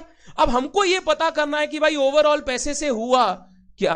तुम अगर मेरे को जियो का, फाइनेंशियल सर्विसेज का, सबका अलग अलग बैलेंस शीट पीएल दोगे, हम देख के बनाएंगे क्या कहां हुआ, हमको वो नहीं चाहिए। हमको पूरे ग्रुप का एक बैलेंस शीट चाहिए, पूरे ग्रुप का एक पीएल चाहिए, ताकि मेरे को पता चले मैंने जो पैसा लगाया उसका अल्टीमेटली हुआ। उसी को हम लोग बोलते हैं कंसोलिडेटेड फाइनेंशियल स्टेटमेंट्स। क्या बोलते हैं? Consolidated financial statements. Real life में जब आप इंटर के बाद आर्टिकलशिप में जाओगे, these are something which you will see on a day to day basis. Company का फाइनेंशियल स्टेटमेंट, कंपनी का consolidated balance sheets, company buyback कर रही है तो क्या करेंगे, कंपनी का मर्जर्स अमलगमेशंस हुआ क्या करना है, दीज आर समथिंग जो डे टू डे बेसिस पे अपने को इनकाउंटर करना पड़ेगा। इंटर लेवल में हम लोगों को बोला गया है कि ये सब चीजों को बच्चा को बेसिक प्रैक्टिकल नॉलेज इन चीजों का होना चाहिए। तो सेकेंड पार्ट मेरे सिलेबस का है कंपनी अकाउंट, जहां पे सिलेबस में चैप्टर्स तो कम दिखाई दे रहे हैं, बट हर चैप्टर में अपने हिसाब से अपना दम है। मतलब हर चैप्टर का अपना कंटेंट खुद में बहुत सॉलिड है, बहुत लंबा है, जो हम लोगों को करना पड़ेगा। और तीसरा पार्ट हमारा है, बोलो क्या, ब्रांच अकाउंटिंग। ये एक चैप्टर ऐसा है जिसको फाउंडेशन में डाल नहीं पाए, इसीलिए कहां पे छोड़ दिया गया, इंटर में। और ये ब्रांच अकाउंटिंग भी तुम्हारे लिए बहुत इंपॉर्टेंट है। एग्जाम्पल लेता हूं, तुम लोग कलकत्ता में ग्रेट ईस्टर्न जानते हैं, ग्रेट ईस्टर्न। तुम लोग खोसला इलेक्ट्रॉनिक्स जानता है, खोसला इलेक्ट्रॉनिक्स नहीं जानते दीदी, व्हाइट वाली दीदी, ग्रेट ईस्टर्न नहीं जानते, खोसला इलेक्ट्रॉनिक नहीं जानते, ठीक है छोड़ दो। एसबीआई बैंक सुने हैं? एसबीआई बैंक जो अपना धंधा करता है, क्या वो एक सेंट्रलाइज लोकेशन से करता है कि हर लोकेशन में उसके डिफरेंट डिफरेंट ब्रांच ऑफिसेज है? ब्रांच ऑफिसेज है, और हर ब्रांच ऑफिस में धंधा हो रहा है, हाँ या ना?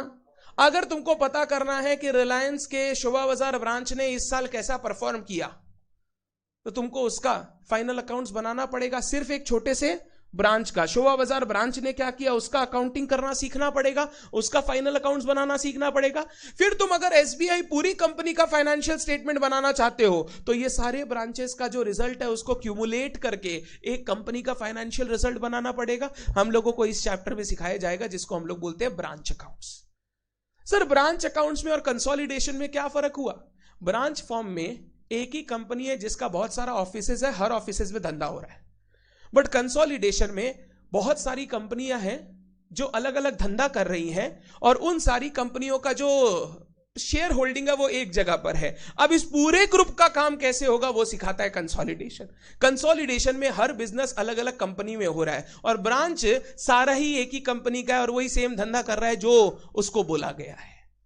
अगर आप ज्यादा ग्रेट ईस्टर्न आप नहीं जानते हो, ये मेरे को मतलब ऐसा लगा नहीं था नहीं जानेंगे, ग्रेट ईस्टर्न जानना ही चाहिए। इलेक्ट्रॉनिक अप्लायंसेस की कहीं पे भी दुकान देखोगे ना, बहुत सारी दुकान, या फिर अगर आप बिडेन स्ट्रीट में जाओगे तो एक रायपुर इलेक्ट्रॉनिक्स दिखेगा। वो रायपुर इलेक्ट्रॉनिक्स खाली एक ही जगह से धंधा नहीं करता, क्योंकि अगर मान लो कोई हावड़ा में रहता है, उसको फ्रिज चाहिए, तो क्या वो बिडेन स्ट्रीट आके फ्रिज लेके जाएगा? वो तो चाहेगा ना कि हावड़ा में कोई दुकान हो जहां से हम फ्रिज ले ले, ताकि घर पे फटाफट डिलीवरी आ जाए, और अगर कोई प्रॉब्लम हो तो जल्दी से जाके उसको सॉल्व भी। तो रायपुर इलेक्ट्रॉनिक्स ने डिसाइड किया हम अपनी एक नई दुकान खोलेंगे, कहां पे? हावड़ा में। अब अगर तुमको रायपुर इलेक्ट्रॉनिक्स का पूरा पोजीशन या परफॉर्मेंस जानना हो, तो क्या कोई एक ब्रांच से समझ पाओगे कि सारी ब्रांच को कंसोलिडेट करना होगा? सारी ब्रांच। अगर तुम ये पता करना चाहते हो कि हावड़ा वाली ब्रांच ने कैसा परफॉर्म किया, तो उसको भी पता करना चाहिए, हाँ या ना? बहुत जरूरी है सर। अगर वो डिसीजन नहीं लेंगे तो मैनेजमेंट ये समझ ही नहीं पाएगा कौन सा ब्रांच प्रॉफिटेबल है और कौन सा ब्रांच नुकसान कर रहा है। हम लोग ये सारी चीजें पढ़ेंगे ब्रांच अकाउंट्स में, और ये सारी चीजें प्रैक्टिकली जब आप अपने आर्टिकलशिप में जाओगे ना, यही सारी चीजें डे टू डे बेसिस पे आपको देखने मिलेगी।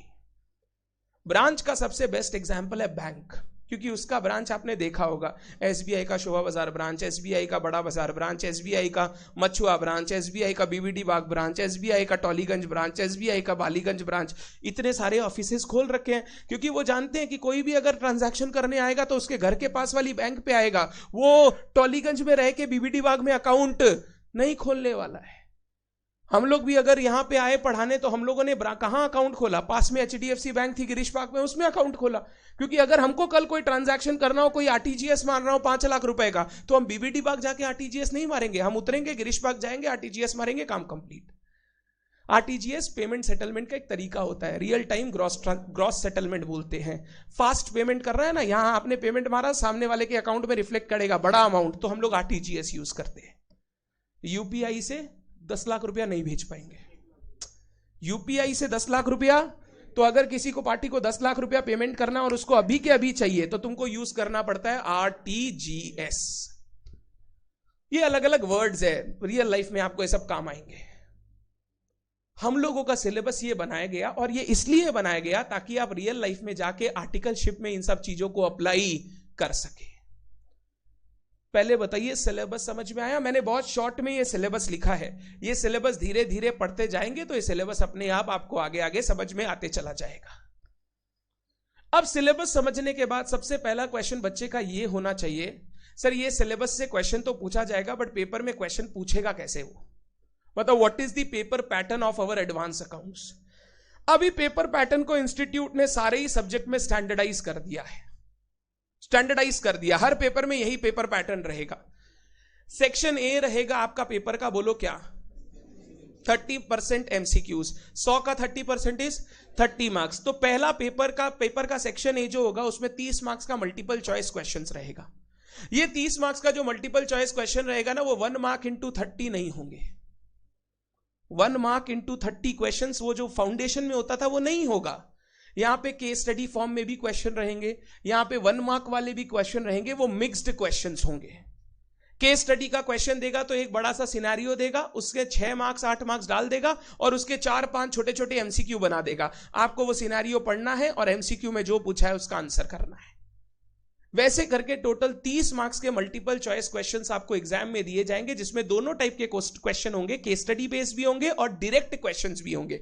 डायरेक्ट मतलब सिंपल, जैसे कंपनी का फाइनेंशियल स्टेटमेंट कौन सा सेक्शन ऑफ कंपनीज एक्ट बोलता है, तो हमको टिक करना है सेक्शन 129। कंपनी का फाइनेंशियल स्टेटमेंट का फॉर्मेट कैसा होना चाहिए, हमको टिक करना है शेड्यूल 3। ये हो गया डायरेक्ट क्वेश्चन, यहां पे नॉलेज नहीं चाहिए, यहां पे तुमने कंटेंट को पढ़ा है कि नहीं वो चाहिए। और जो केस स्टडी बेस्ड क्वेश्चन आते हैं उसमें कंटेंट पढ़ने से नहीं होगा, उस कंटेंट का एप्लीकेशन भी आना चाहिए ताकि उसको सॉल्व कर सके केस को और सारे आंसर्स निकाल सके। तो हमारे पेपर का जो पहला पार्ट रहेगा वो पार्ट रहेगा 30 मार्क्स का मल्टीपल चॉइस क्वेश्चन। अभी तक के लिए नेगेटिव मार्किंग, अभी तक के लिए आगे इंस्टीट्यूट ने लिख रखा है, ये हमारे डिस्क्रिप्शन में होगा, हम करेंगे या नहीं करेंगे। जैसे पुराने सिलेबस में नेगेटिव मार्किंग्स इंटर लेवल में नहीं था 30 मार्क्स में, अभी भी नेगेटिव मार्किंग्स के लिए ना ही बोला गया कि नहीं होगा नेगेटिव मार्किंग, बट अगर हो गया थोड़ा मुश्किल हो जाएगा, क्योंकि नेगेटिव मार्किंग नहीं होता, हम बच्चों को बोलते हैं आए नहीं आए जय माता दी करके टिक तो जरूर करके आना है। ओएमआर में आपको गोला करना पड़ता है, तो जब नेगेटिव ही नहीं है, जब कटना कुछ नहीं है, कहीं अगर मेरे को नहीं आ रहा तुक्का मारे राइट हो गया तो कुछ तो मार्क्स मिलेगा हमको, नहीं मरेंगे तो नहीं मिलेगा ही नहीं। तो हम लोगों को तो हमेशा आंसर करना ही है, ये हम लोग कभी छोड़ नहीं सकते। नहीं भी आए तो जो तुमको अच्छा आंसर लिखना है चार में जो अच्छा लग रहा है वो लिख दो बस। तो एक ओएमआर शीट मिलेगा, एक अलग से 30 मार्क का एक पेपर मिलेगा, वो 30 मार्क का पेपर में जो क्वेश्चन रहेगा उसका आंसर निकाल के ओएमआर शीट में गोला करना है, और ये दोनों पेपर सबमिट हो जाएंगे। मतलब तुम वो पेपर घर लेके, एमसीक्यू घर लाने नहीं देता है, क्योंकि कितना नया नया एमसीक्यू निकालेगा, एमसीक्यू घर लाके नहीं देता है ताकि उसका एमसीक्यू क्वेश्चन बार बार नया नहीं लाना पड़े, वही क्वेश्चन सेम 3 टर्म के बाद वापस दे देगा, किसको पता चलेगा, क्योंकि तुम्हारे घर पे तो आया ही नहीं है पेपर। तो एमसीक्यू इंस्टीट्यूट बहुत रहस्यमयी तरीके से एग्जाम में देता है और वो किसी को नहीं पता पेपर में क्या आने वाला है, और वो पेपर सबमिट ले लिया जाएगा। सेक्शन बी एक अलग पेपर रहेगा जिसका 70 मार्क्स रहेगा, और ये रहेगा सब्जेक्टिव पोर्शन।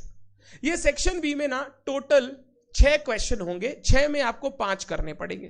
कितने क्वेश्चन?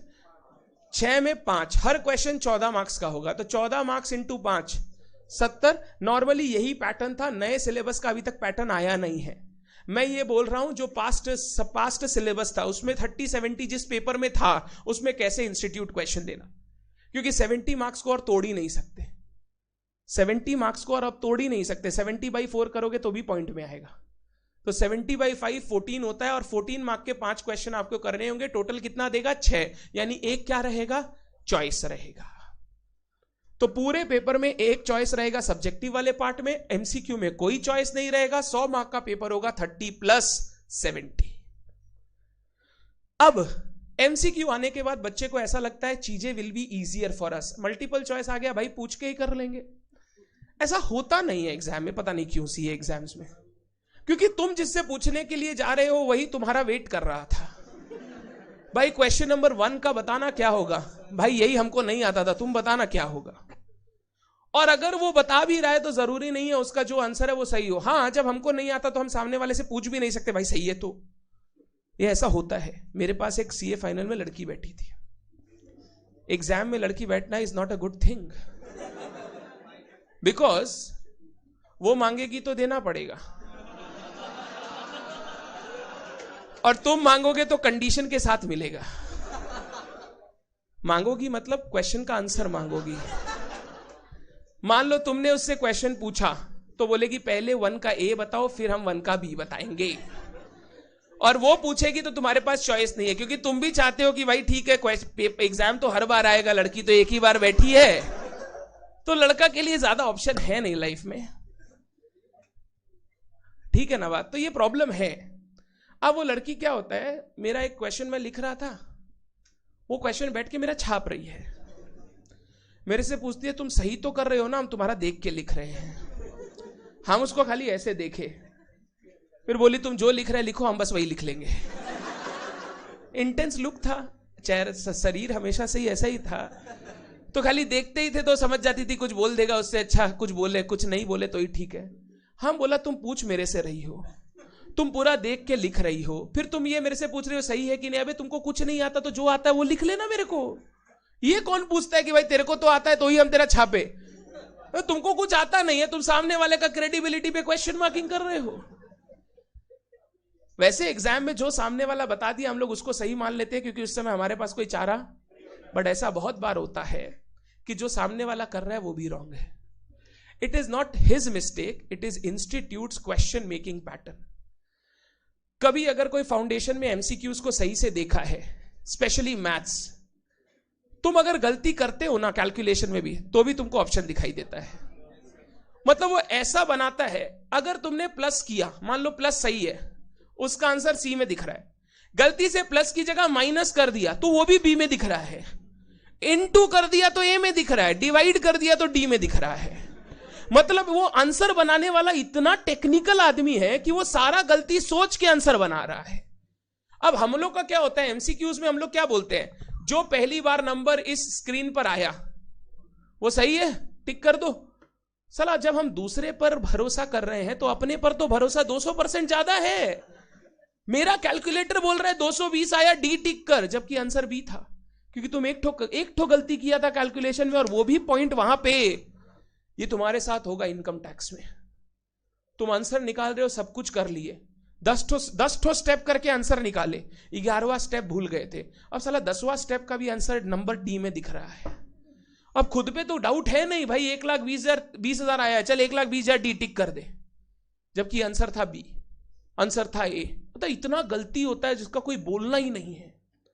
बहुत जन ऐसा होगा, कोई ऐसा भी आदमी होगा इस एग्जाम में यहां पे बैठा हुआ, सर 80 मार्क का मैथ्स लिख के आए थे, सोचे 70 आएगा, इतना सब राइट करके आया, सर आया 35, 40, 35 वाला तो होगा नहीं, 40, 45, सर बस एकदम पास हो गए। जबकि सर हम 80 करके आए थे, मेरे को लगा था सब सही है, क्योंकि आप जो टिक कर रहे हो सही है कि नहीं है किसी को नहीं पता। वो क्या उस पेपर में घुमाया है, नो वन नोज। इसीलिए हमेशा ये बोलता हूं, multiple choice question is making your life tough.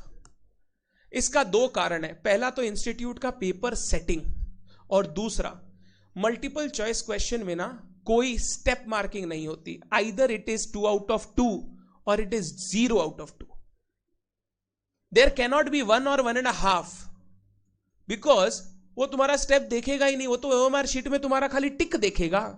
अब ओएमआर में आंसर था सी, तुम लिखे बी, बोला ये इतना सोचा होगा, चलो इसको 2 में 1 दे देते हैं। If it is C and you have done B, it is 2 में 0। इफ इट इज सी, आपने सी में ही टिक किया तो इट इज 2 आउट ऑफ 2। जहां स्टेप मार्किंग नहीं होता ना, बच्चा बोलता है सर सब सोच के खाली एक स्टेप के कारण मेरे को 2 में 0 मिल गया, जबकि अगर भैया ये नॉर्मल क्वेश्चन होता था ना तो वो 2 में 1 दे ही देता। तू सोच ना, 10 स्टेप करने के बाद 11वां भी गलत हुआ तो तेरा एमसीक्यू तो 0 हो गया। बट अगर स्टेप मार्किंग होता तो वहां पे 2 में कितना मिलता? 1.5 मिलता। क्यों मिलता सर? हम तो 10 स्टेप लिखे ही थे। जैसे ही मल्टीपल चॉइस क्वेश्चन आ गया ना, जो स्टेप मार्किंग का फायदा हम लोग उठाते थे ना, वो स्टेप मार्किंग का फायदा खत्म हो गया। वो स्टेप मार्किंग का फायदा खत्म हो गया, इसीलिए पेपर टफ होना शुरू हो गए। तुम्हारा कोई भी सीनियर है जो ओल्ड सिलेबस में एग्जाम दे रहा है, उससे तुम पूछोगे ना, वो एक ही चीज बोलेगा, भाई बस एमसीक्यू निकल जाए। क्योंकि भाई सब आता है तो भी एमसीक्यू आंसर नहीं कर पा रहे हैं, क्योंकि एमसीक्यू में चाहिए अलग से प्रैक्टिस, जो कोई बच्चा करता ही नहीं है। क्योंकि कोई केस को पढ़ के उसका 3 आंसर करना, और केस जब 2 पेज का हो, 2 पेज का केस है, फिर 3 ठो क्वेश्चन पूछा है, तुम 3 ठो क्वेश्चन देख लिए, बट 2 पेज का केस पढ़ने का हिम्मत नहीं हो रहा है। तुमको पता होना चाहिए केस को कैसे पढ़ते हैं, किस इंफॉर्मेशन को कितना इंपॉर्टेंस देना है, कैसे हमको क्वेश्चन सॉल्व करना है। वो चीज तो हम प्रैक्टिस ही नहीं करते। जब एग्जाम में जाके पहली बार देखते हैं तो हिम्मत ही नहीं होता कि हम उसको हाथ लगा दें। हमको उस 30 मार्क्स में ना मैक्सिमम स्कोर चाहिए, क्योंकि वो 30 मार्क्स रियली ऐसा टफ नहीं है, बट उसमें हमको प्रैक्टिस करने से हम ज्यादा से ज्यादा स्कोर कर पाएंगे। हमारा ये पेपर पैटर्न होने के बाद चीजें हमारे लिए थोड़ी इजी नहीं, थोड़ी टेक्निकल हो गई है। दूसरा प्रॉब्लम एक और है एमसीक्यूज का, पढ़ना पड़ेगा डीपली। क्योंकि अगर वो last line of the chapter से भी एमसीक्यू देगा तो आंसर तो करना ही पड़ेगा, हमारे पास ऑप्शन नहीं है। हम लोग तो क्या होता है, लास्ट लाइन को तो ऐसे ही पढ़ के निकाल देते हैं, बोला भाई चैप्टर खत्म हो रहा है, चल चल चल फटाफट पढ़ लेते हैं।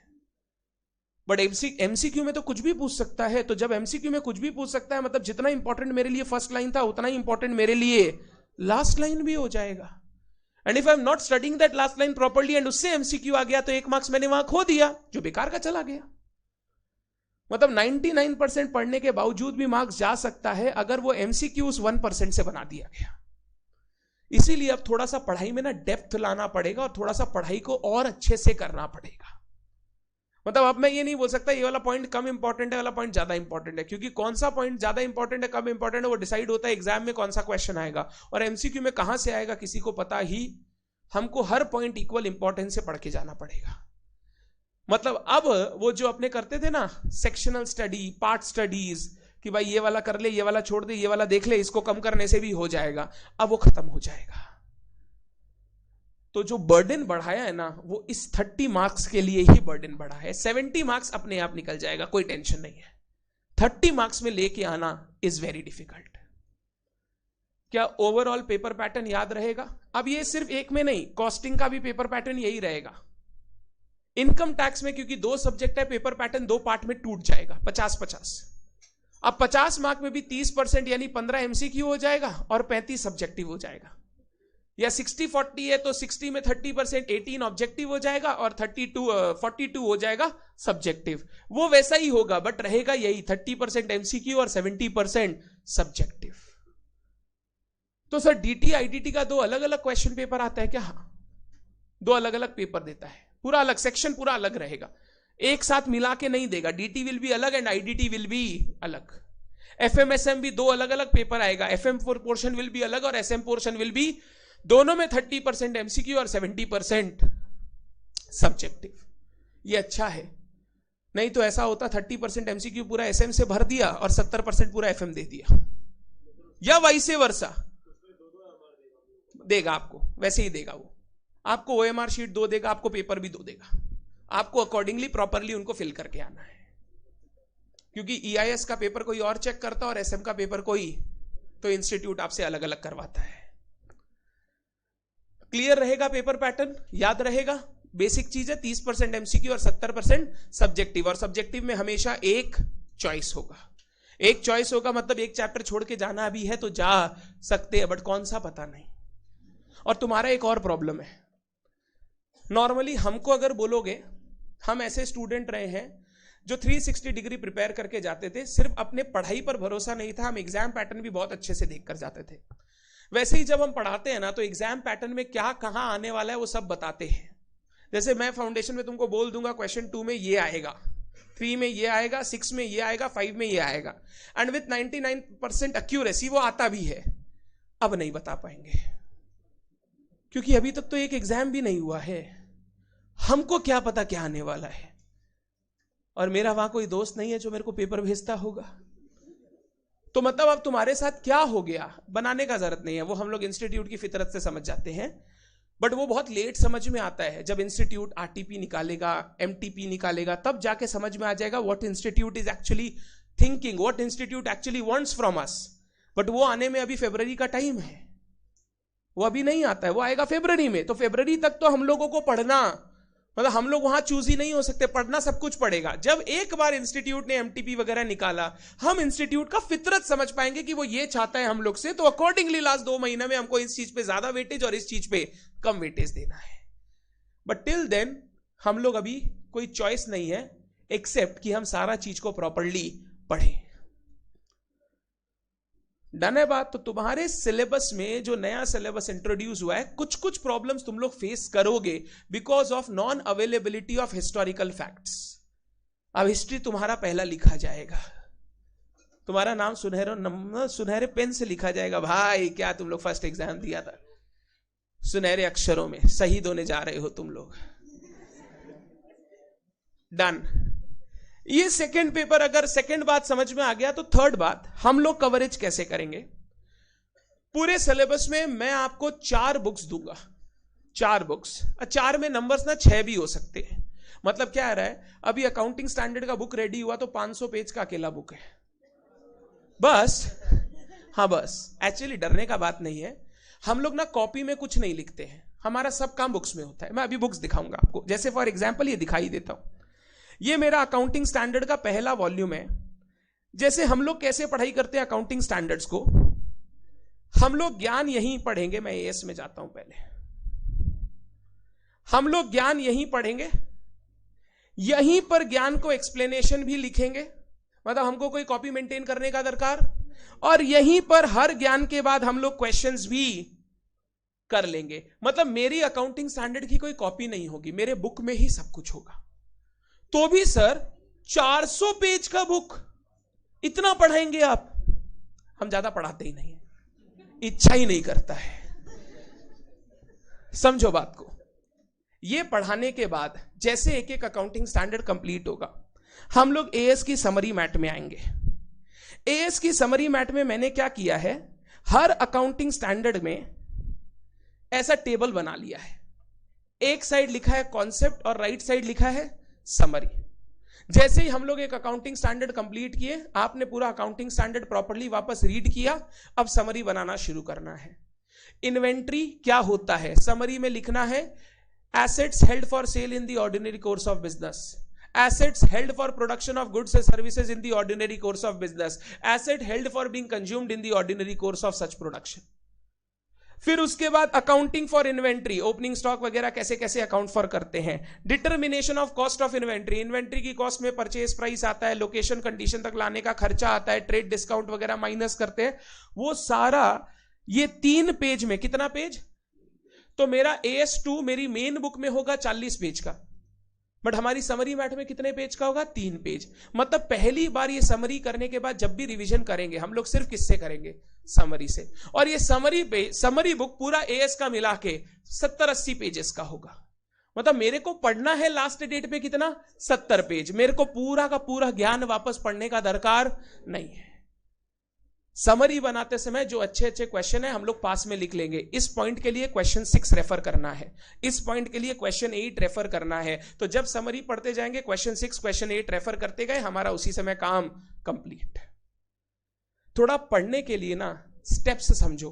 पहला स्टेप, हम आपको चीजें समझाएंगे, मेकिंग यू अंडरस्टैंड। दूसरा स्टेप, समझने के बाद एप्लीकेशन करना। तीसरा स्टेप, अपनी लैंग्वेज में समझना। जब सब समझ में आ जाए तो चौथा स्टेप, समराइज करना। समराइज इसलिए जरूरी होता है क्योंकि एग्जाम से पहले जो टाइम होता है ना फाइनल रिवीजन का, बहुत लिमिटेड होता है। अकाउंट्स में कोई लिमिट नहीं है क्योंकि वो पहला एग्जाम है। तेरी इच्छा है 2 दिन दे, तेरी इच्छा है 3 दिन दे, तेरी इच्छा है 5 दिन दे, कोई लिमिट। बट तो भी हम लोग 3-4 दिन से ज्यादा नहीं दे पाते क्योंकि हमको दूसरे सब्जेक्ट्स भी रिवीजन करने हैं। वो 3 दिन में अगर सारा रिवीजन करना है तो मेरे पास ऐसा समरी होना चाहिए। सारे के सारे अकाउंटिंग स्टैंडर्ड का ऐसा समरी होगा जो आपको हर अकाउंटिंग स्टैंडर्ड को 2 से 3 पेज में कंप्लीट करवाएगा। ये हो गया अकाउंटिंग स्टैंडर्ड का। तो एएस का हमारा 2 बुक होगा, एक होगा मेन मैट वॉल्यूम 1 वॉल्यूम 2 और एक होगा समरी मैट। वैसे ही चैप्टर्स में भी हमारे 2 मैट होंगे, मेन मैट और जो चैप्टर्स का मेन मैट होगा ना उसमें खाली हम लोग चैप्टर्स एंड क्वेश्चंस वहां रहेंगे। इन क्वेश्चन के आंसर्स हम करेंगे कहां पे? कॉपी में, क्योंकि फाइनेंशियल स्टेटमेंट बनाना है तो बुक में जगह नहीं छोड़ा जाएगा। कॉपी में जैसे हम लोग नॉर्मल चैप्टर का क्वेश्चन आंसर करते हैं वो करना है। बट लिखने का ज्ञान का काम ना हम लोग कॉपी में नहीं करेंगे। हमारी ऐसी समरी मैट रहेगी जो हमारा फाउंडेशन में भी था। फाउंडेशन में एक समरी मैट था, याद है सबको? हम लोग क्या करेंगे, जैसे इन्वेस्टमेंट अकाउंटिंग, अब यहां पे उसका पूरा का पूरा ज्ञान लिखा हुआ रहेगा। बीच बीच में जगह छोड़ा हुआ है, जो भी ज्ञान लिखना है हम लोग को इसके बीच में ही लिखना है। हम लोग को अलग से कुछ कॉपी मेंटेन करने का दरकार। लास्ट डे पर जब जाएंगे तो 70 पेज का अकाउंटिंग स्टैंडर्ड, 50-60 पेज का ये, टोटल 120 पेज में अकाउंट्स कंप्लीट। बट पढ़ने के लिए टाइम देना पड़ेगा। ये समरी इतनी स्ट्रांग होनी चाहिए कि लास्ट में बुक खोलने का दरकार ना पड़े। समरी अगर कोई आधी अधूरी बनाता है तो वो बच्चा बेवकूफ है। वो टाइम भी इन्वेस्ट कर दिया और कंप्लीट भी नहीं किया ताकि बाद में टाइम बच सके। तो ऐसा 4 मैट आपको मिलेगा टाइम टू टाइम, जिसमें 2 मैट होंगे मेन मैट और 2 मैट होंगे समरी मैट। पहला मैट जो मैं आपको दूंगा वो रहेगा अकाउंटिंग स्टैंडर्ड ऑन एसेट, जो मेरा पहला पोर्शन रहेगा जो मैं शुरू करूंगा। दूसरा मैट आपको मिलेगा चैप्टर्स का, और समरी दोनों के साथ साथ मिल जाएगा। ब्रांच का वो चैप्टर्स वाले में ही रहेगा। Branch is a part of chapters, वो चैप्टर्स वाले में ही रहेगा। तो ये ब्रांच का मैट और कंपनी अकाउंट्स का एक मैट रहेगा, एक मतलब 2 मैट, एक मेन मैट और एक समरी मैट। और एएस का भी 2 मैट रहेगा, एक मेन मैट और एक समरी मैट। और फाउंडेशन में तुमने ये देखा होगा, बड़ा से बड़ा चैप्टर 5-6 पेज में अगर रहता है तो उसको पढ़ने में बार बार ऐसा नहीं लगता कि बहुत पढ़ना पड़ेगा। इट इज लाइक 5-6 पेज है भाई, एक बार घुमाते हैं कंप्लीट हो जाएगा। उससे बहुत फायदा होता है हम लोग को लॉन्ग रन में। मतलब हमको अगर एएस 10 रिवाइज करना है तो हमको 50, 60, 70 पेज नहीं पढ़ना, सिर्फ वो 3 पेज को 2 बार भी पढ़ लेंगे तो हमको एएस 7 वापस याद हो जाएगा। समरी कैसे बनाते हैं वो मैं खुद सिखाऊंगा। मैं जो सिखाऊंगा उसी गाइडेंस पे आपको समरी रेडी करना है। डन है बात? परोसा हुआ। मैं खाली क्यों छोड़ रखा हूं जगह, पता है मैंने क्यों तुमको पहले से ही लिख के नहीं दिया? खुद की राइटिंग में जब तक नहीं लिखोगे ना, पढ़ते समय खुद को कॉन्फिडेंस नहीं आएगा। और खुद की राइटिंग में लिखा हुआ रहेगा ना, पढ़ते समय इतना अच्छा लगेगा कि तुमको समझ में आएगा तुमने यहां क्या लिखा है। हम लोग हमेशा चाहते हैं कि जो फाइनल नोट्स होता है ना, वो अपनी ही राइटिंग का होना चाहिए। उससे ये फायदा होता है, पढ़ते समय बहुत ईज रहता है, कौन सा चीज किससे कनेक्टेड है, किसको कब पढ़ना और कैसे पढ़ना है। और समरी ऐसा चीज है ना, किसी को बहुत शॉर्ट में समझ में आ जाता है और किसी को लगता है कि हमको 2 लाइन एक्स्ट्रा लिख लेना चाहिए। तो जिसको जैसा लगे वो वैसा लिख सकता है, इसीलिए जगह छोड़ा हुआ है। डन है बात? हमारे यहां कोई भी चीज परोस के नहीं खिलाई जाएगी, तुमको हर चीज बना के दिया जाएगा, खाना लेके ही पड़ेगा। बुफे है, जमाई भोज नहीं है। जवाई भोज नहीं है, बुफे है। खाना बना दिए हैं अच्छे से, खाना तुमको आके ही पड़ेगा। जवाई भोज में तो क्या होता है, ठूस भी देते हैं। ठूसने का काम नहीं करेंगे। वो ठूसने के काम से क्या होता है, अभी तो बहुत अच्छा लगता है, अरे यार मजा आ गया। बाद में जब बैठते हैं कुछ याद नहीं आता, क्योंकि पेट खराब हो जाता है ना ज्यादा ठूस देने से। वो जवाई गाली देता है, क्या खिला दिया हमको।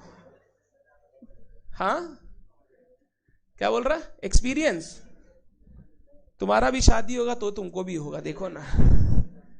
हम बहुत सारी बातें सिखाएंगे प्रैक्टिकली। प्रैक्टिकली मतलब बोल के, समझा के, करके नहीं, क्योंकि किया कैसे जाता है वो सब तुम लोग देख रखा है। नहीं देखा? YouTube पे बहुत वीडियोस अवेलेबल है। ओ YouTube में, ठीक। हम लोग इसको बोलते हैं naughty Kolkata. Naughty Kolkata.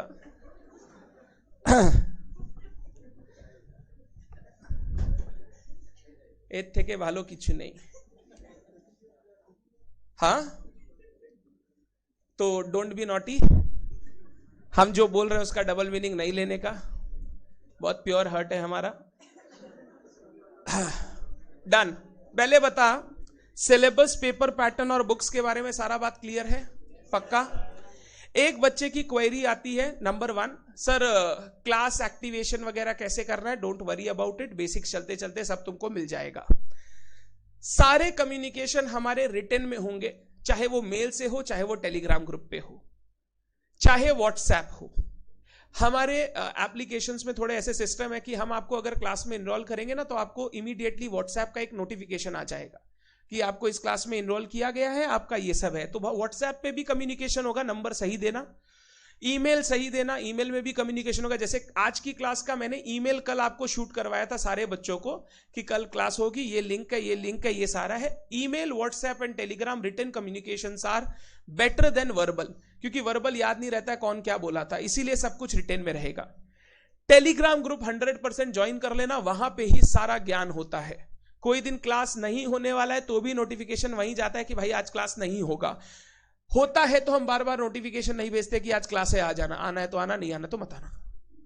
But जिस दिन नहीं होता उस दिन आपको बोला जाता है कि आज क्लास नहीं है, मत आइएगा। कोई भी पीडीएफ वगैरह मेरे को शेयर करना होता है, मैं टेलीग्राम ग्रुप में शेयर करता हूं, तो हर चीज टेलीग्राम ग्रुप में मिलेगा। Please join Telegram group. मैंने कल मेल में या टेलीग्राम में जो आपको मैसेज भेजा था ना, उसमें कुछ नंबर्स भी थे, इंपॉर्टेंट नंबर्स। कोई एडमिन रिलेटेड क्वेरी हो, कोई ऑर्डर रिलेटेड क्वेरी हो, कोई टेक्निकल क्वेरी हो, अगर सही नंबर पे रीच आउट करोगे ना तो जल्दी सोल्यूशन होगा। तुम गलत नंबर पे रीच आउट करोगे तो तुमको लगेगा घुमाया जा रहा है, हम इधर फोन किए तो बोल रहा है उधर कीजिए, उधर। अरे तो उधर हर चीज का एक सिस्टम होता है ना, हर आदमी तो सब काम नहीं कर सकता। If you have a technical query, please ask on the number जो टेक्निकल का दिया हुआ है। और सबसे बेस्ट होता है रिटन, मतलब आप मैसेज कीजिए व्हाट्सएप पे कि मेरा ये प्रॉब्लम है, ये उसका स्क्रीनशॉट है, प्लीज सॉल्व कर दीजिए। आप फोन करेंगे, फोन नहीं उठाएगा, आप बोलेंगे मेरा फोन ही नहीं उठाता है कोई, जबकि आपको पता चल रहा है वो बिजी है, तो भी मेरा फोन नहीं उठाया। तो फोन नहीं करने से बेटर है आपको क्या करना है, व्हाट्सएप करना है। अगर आप व्हाट्सएप करेंगे आपको सारे के सारे चीजों के सोल्यूशन मिलेंगे।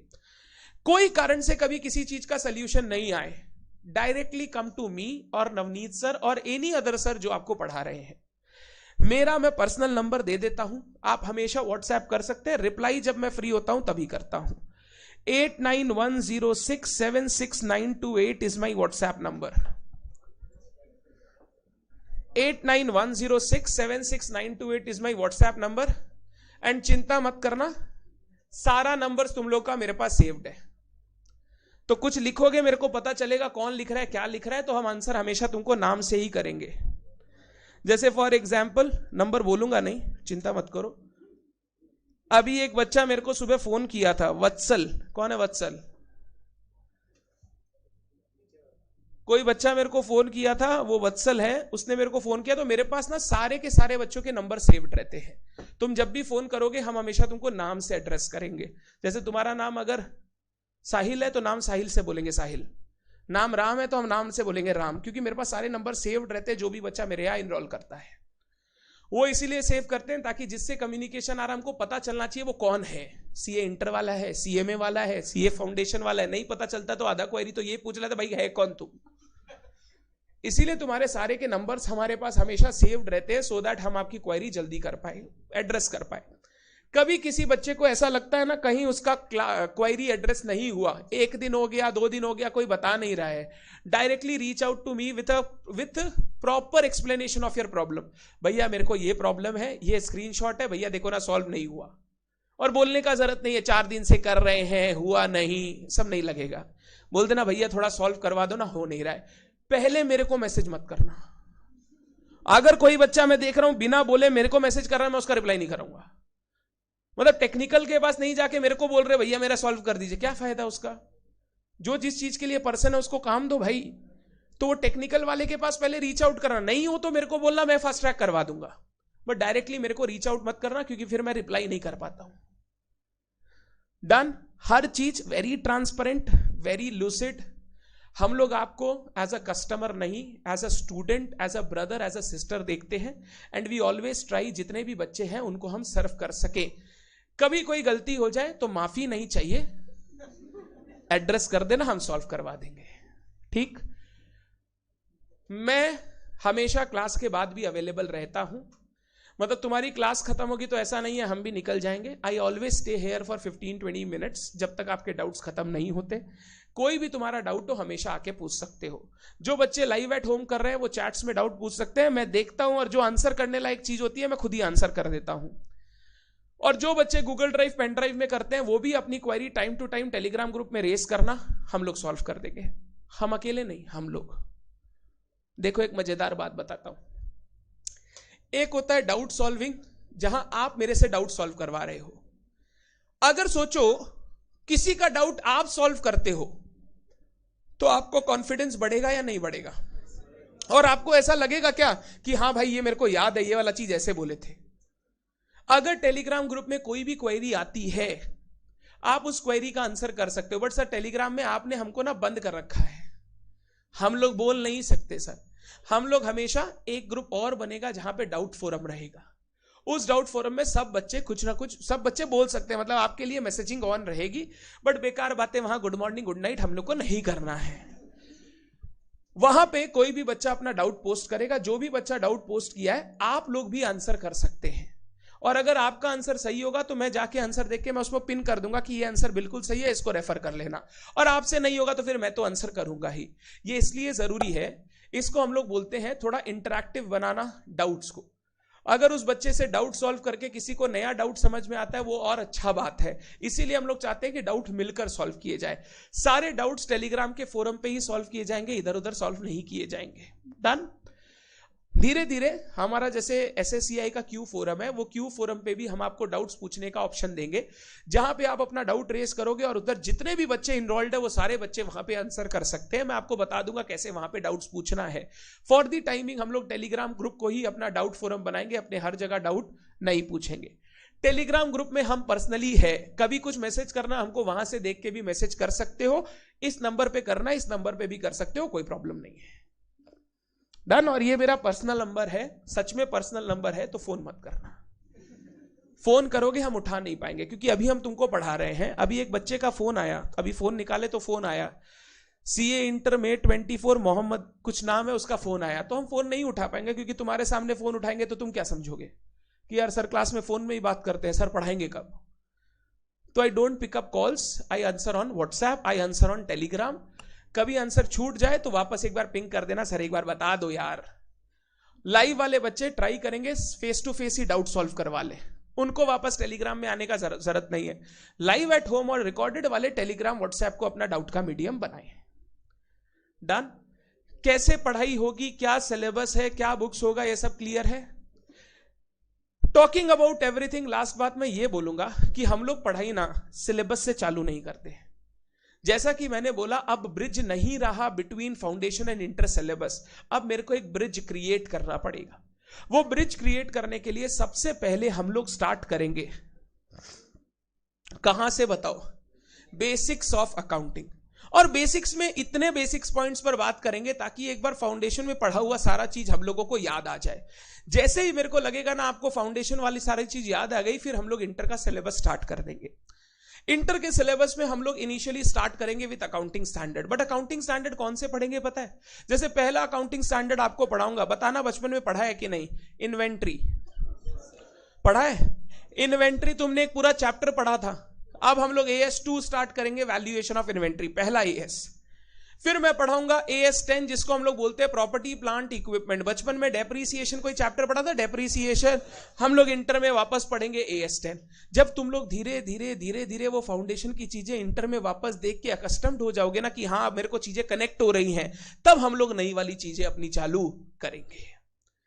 तो ब्रिज बनाने के लिए सबसे पहले we will start with basics. जब हमारा बेसिक्स हो जाएगा तो हम लोग अकाउंटिंग स्टैंडर्ड में जाएंगे, AS210, जो हमने ऑलरेडी फाउंडेशन में पढ़ रखा है। एंड उस तरीके से हम लोग अपने सिलेबस को आगे लेकर जाएंगे। किस सीक्वेंस में पढ़ाई होगा, उस सीक्वेंस का एक PDF बनाया हुआ है, वो PDF मैं आपको भेज दूंगा ताकि आपको पता रहे हम लोग किस तरीके से आगे बढ़ेंगे। नंबर ऑफ क्लासेस कितनी लगेगी वो सारा डिपेंड करता है आपका इंटरैक्शन, आपका रेगुलर पढ़ाई कैसा है। अगर आप बहुत अच्छे से पढ़ाई करेंगे, सिलेबस में बहुत जल्दी कंप्लीट कर दूंगा। अगर हमको लगेगा आप थोड़ा स्लो हैं, आपको समझाने में टाइम लगता है, तो सिलेबस में थोड़ा टाइम लगेगा। बट एडिक्वेटली इतना जल्दी खत्म हो जाएगा कि आप अपना फाइनल रिवीजन करके एग्जाम में अच्छे से बैठ सके और आपका अकाउंट्स का पेपर में एग्जामिनेशन तो 100% आए। इतना जल्दी मैं आपका सिलेबस कंप्लीट कर दूंगा, तो don't worry about it. But ये तुम पूछोगे ना एग्जैक्ट डेट बता दीजिए, इट इज इम्पॉसिबल। एंड मेरे हिसाब से for any teacher it should be impossible, because her term में नए बच्चे आते हैं जिनकी अलग इंटेलिजेंस होती है, जिनका अलग कैचिंग पावर होता है और उनको पढ़ाने के लिए अलग समय लगता है। कोई दो बच्चा कैन नॉट बी सेम। इस बैच में राम आया है, नेक्स्ट बैच में श्याम था, लास्ट बैच में श्याम था, इस बैच में राम है, और श्याम और राम में जमीन आसमान का फर्क है। ये राम बहुत अच्छा है, वो श्याम इससे अच्छा था। तो ऐसा ठीक है, इसीलिए इसको थोड़ा अच्छा बोले, क्योंकि वो तेरे को बोला यहां आने और तुम उससे पूछा इसीलिए तेरे को खराब बोले। चला पूछा क्यों? हाँ डन। तो पहले अपने स्टार्ट करेंगे कहां से, बोलो? बेसिक्स। आज मैं बेसिक्स में सिर्फ एक वर्ड आपके साथ डिस्कस करना चाहूंगा। वो वर्ड है हमारे सब्जेक्ट का नाम। बोलो क्या? अकाउंटिंग। जानते हैं अकाउंटिंग क्या होता है? Very good. देखो बच्चा बहुत इजी तरीके से एक वर्ड बोला जो उसने फाउंडेशन में अच्छे से सुना है, अच्छे से पढ़ा है। सर अकाउंटिंग का मतलब होता है हिसाब रखना। क्या होता है? हिसाब रखना, हिसाब किताब। सही बोला, हिसाब किताब। सिंपल बात तेरे को यहां से अगर शुरू करूं तो अकाउंटिंग समझाने का या सीखने का बेस्ट तरीका होता है, घर में जो डेली का खर्चा के लिए पापा मम्मी को पैसे देते हैं और मम्मी पापा को टाइम टू टाइम हिसाब देती है। आपके घर पे ये सिस्टम है कि नहीं पता नहीं। मारवाड़ी घर में एक रोकड़ का सिस्टम होता है। हम लोग रोकड़ बोलते हैं, जिसको कैश बॉक्स भी बोल सकते हो। सिंपल क्या होता है मैं तुमको समझाता हूं। इंप्रेस्ड पेटी कैश पढ़े थे कभी? इंप्रेस्ड पेटी कैश, हम लोग के घर में वो इंप्रेस्ड पेटी कैश रोज होता है।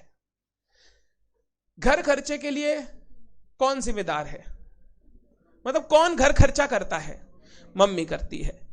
तो घर खर्चे के लिए पैसे भी किसके पास होने चाहिए? मम्मी के पास। बट कमाते कौन है? पापा। अब क्या होता है, पापा कमाई करके पैसा लाते हैं और उस पैसे को सेफ रखने का जिम्मेदारी पापा का है। क्योंकि मम्मी को घर चलाना है तो मम्मी को भी टाइम टू टाइम वो पैसा चाहिए, क्योंकि घर चलाने के लिए क्या लगेगा? खर्चा। खर्चे के लिए क्या चाहिए? पैसा। तो पापा ने मम्मी को 5,000 रुपया मान लो 1 जनवरी को दिया, बोला इस 5,000 रुपया को घर खर्च में यूज करो। मंथली बजट हो सकता है 50,000 हो, बट पापा 50,000 एक साथ नहीं देते। पापा को मम्मी से बहुत डर लगता है। 50,000 हाथ में आते ही मम्मी को शॉपिंग सूझने लगता है, पता नहीं क्यों। तो पापा मम्मी को बोलते हैं शॉपिंग के लिए अलग से, अभी घर खर्चे का हिसाब अलग रखना है। तो 5,000 रुपया पापा मम्मी को 1 जनवरी को दिए। पापा मम्मी को 1 जनवरी को जब 5,000 रुपया दिए ना, तो एक कॉपी में, एक पेज में लिख दिए 5,000 गिवन ऑन 1 जनवरी। इंग्लिश में नहीं लिखते, हिंदी में लिखते हैं 5,000 1 तारीख को दे दिया। डन है बात। अब मम्मी क्या करती है? इस 5,000 से डे टू डे खर्चा करती है। मम्मी को सिखाया हुआ है जो भी खर्चा करो, क्या चीज का खर्चा था और उसमें कितना रुपया लगा, वो एक जगह लिखते चले जाओ। तो मान ले 1 जनवरी को क्या हुआ, सुबह सुबह ब्रेड वाला आया, ब्रेड वाला से ब्रेड और दूध लिया, तो ब्रेड दूध 100 रुपया। फिर थोड़े देर दोपहर में एक सिलेंडर वाला आया, सिलेंडर 1,200 रुपया। फिर उसके बाद शाम को मान लो वापस दूध वाला आया, दूध वाला 200 रुपया। फिर उसके बाद सब्जी वाला आया, सब्जी वाला को दिया 500 रुपया। ऐसे मम्मी को रोज हिसाब लिखना पड़ता है। और मम्मी रोज हिसाब करके शाम को बैठ के पता है क्या करती है? एक बार 5,000 रुपया से जितना खर्चा हुआ माइनस कर लेती है और देख लेती है उतना पैसा है या नहीं है। अगर कुछ कम बेसी होता है तो मम्मी याद करती है क्या था। मम्मी पूछती है अरे ले गया था क्या कोई पैसा? बिना बताए लेके हम लोग ही लेके निकलते हैं। हम लोग को भी मम्मी पैसा देती है कि लो जो खर्च करना है कर लेना, तो हम लोग कभी कभी लेके निकल जाते हैं, मम्मी को बताते नहीं है। फिर मम्मी शाम को पूछती है यार 100 रुपया कम हो रहा है, कौन लिया था? ये जो मम्मी कर रही है, ये क्या कर रही है? हिसाब किताब कर रही है। ये भी एक तरीके से अकाउंटिंग ही तो है कि मम्मी को पापा ने मम्मी को 5,000 रुपए इंटरेस्ट किए घर खर्च चलाने के लिए। घर खर्च को बिजनेस समझो, घर का काम को बिजनेस समझो कि 5,000 रुपए मम्मी को पकड़ाए गए बिजनेस करने के लिए। मम्मी ने बिजनेस में उस पैसे को यूज किया और यूज करने के बाद पापा को बताया कि उस पैसे का अल्टीमेटली हुआ क्या। इसी को तो हम लोग क्या बोलते हैं? अकाउंटिंग बोलते हैं। हाँ, वो अकाउंटिंग में तुमको डेबिट क्रेडिट टी फॉर्म दिखाई नहीं देता है, बट एक्चुअली है तो वो भी अकाउंटिंग। उसको हम लोग बोलते हैं सबसे रॉ फॉर्म ऑफ अकाउंटिंग। वो इतना रॉ होता है कि कोई भी इंसान अगर बैठ के उसको देखेगा ना, उसको समझ में आ जाएगा क्या हुआ। बट हम लोग उसको इतना रॉ इसलिए लिखते हैं, ज्यादा समराइजेशन वगैरह में नहीं जाते या ज्यादा फॉर्मेट्स वगैरह में नहीं जाते, क्योंकि वो इंफॉर्मेशन किसी और को हमको देनी, वो सिर्फ बात पापा और मम्मी के बीच का है। पापा ने 5,000 रुपया दिया, मम्मी खर्चा लिख के पापा को हिसाब देगी, जैसे हिसाब देगी पापा 5,000 रुपया वापस देंगे खर्च करने के लिए। तो पापा क्या करते हैं, हर 2 दिन 3 दिन में हिसाब करते हैं, मम्मी ने बोला 4,800 खर्च हो गया, 200 रुपया ये रहा। पापा क्या करते हैं, वापस 4,800 मिला के 5,000 वापस मम्मी को दे देते हैं, ये लो अब अगले हफ्ते का जो खर्चा है वो कर लेना।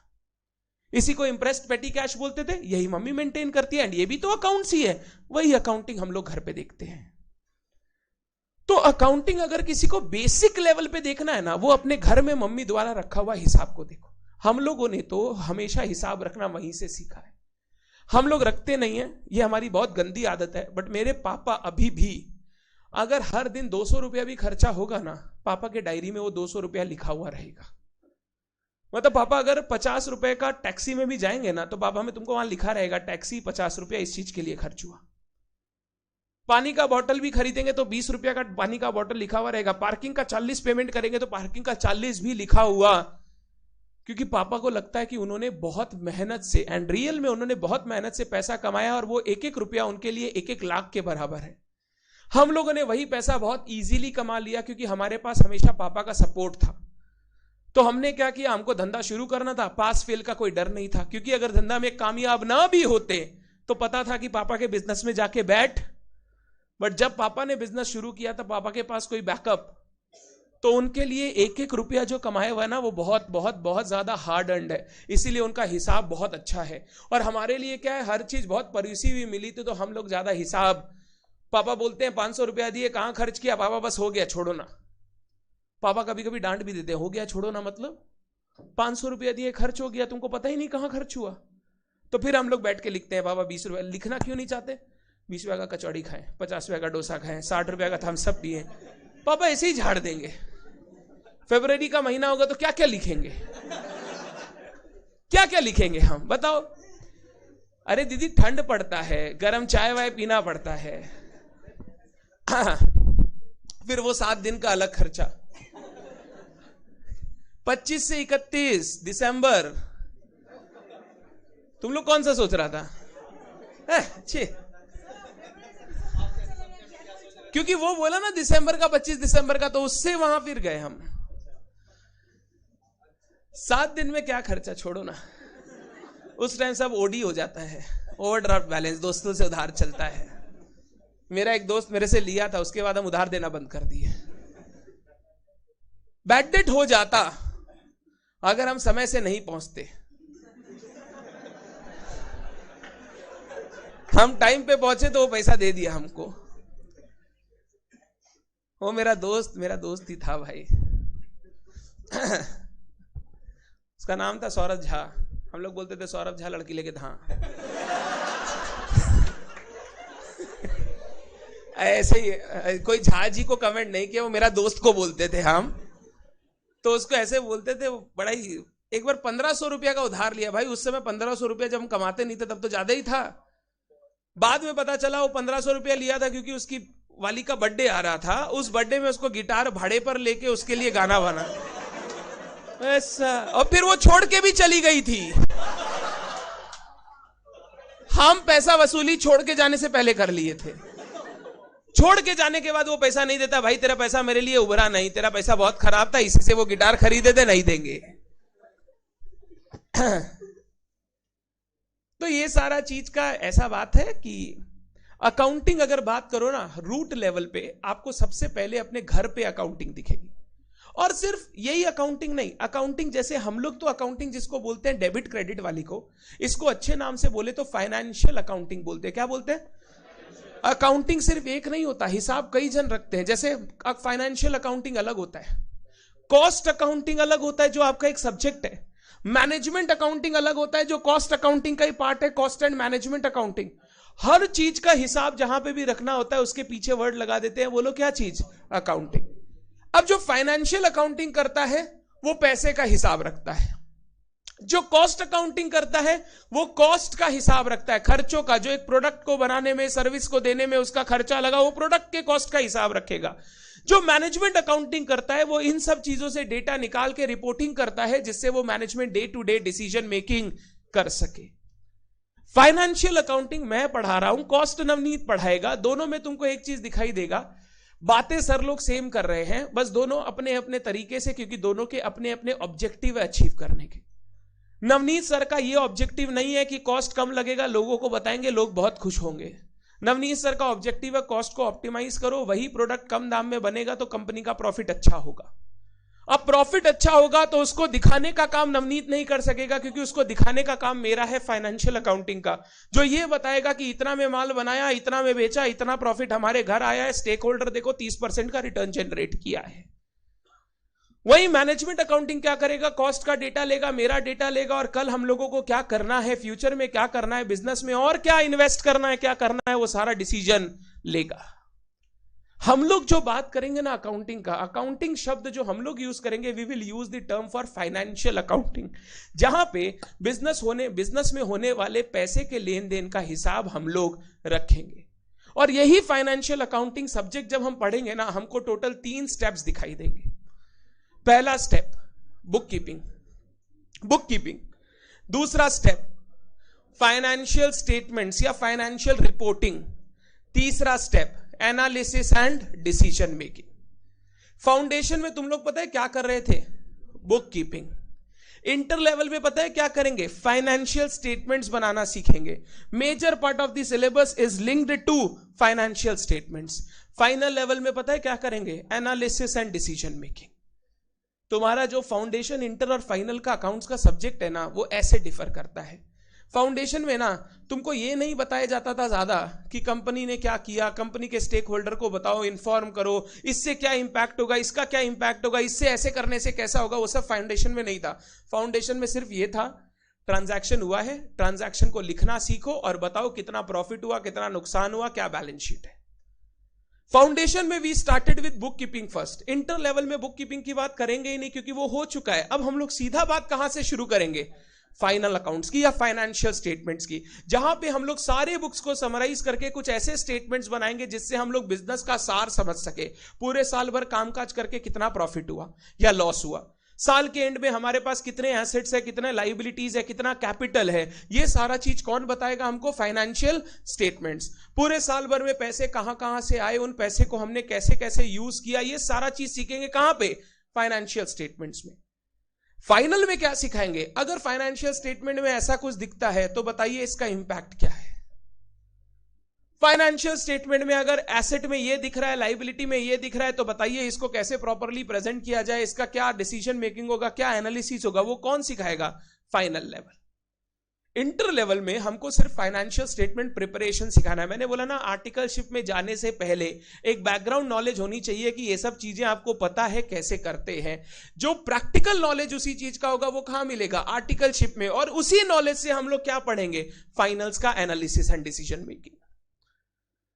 तो अभी जब मैं इंटर में आपको फाइनेंशियल अकाउंटिंग पढ़ाऊंगा ना, I will be very much concerned with, I will be very much talking about financial statement या फाइनल अकाउंट्स में इन सब चीजों का क्या इंपैक्ट होने वाला है।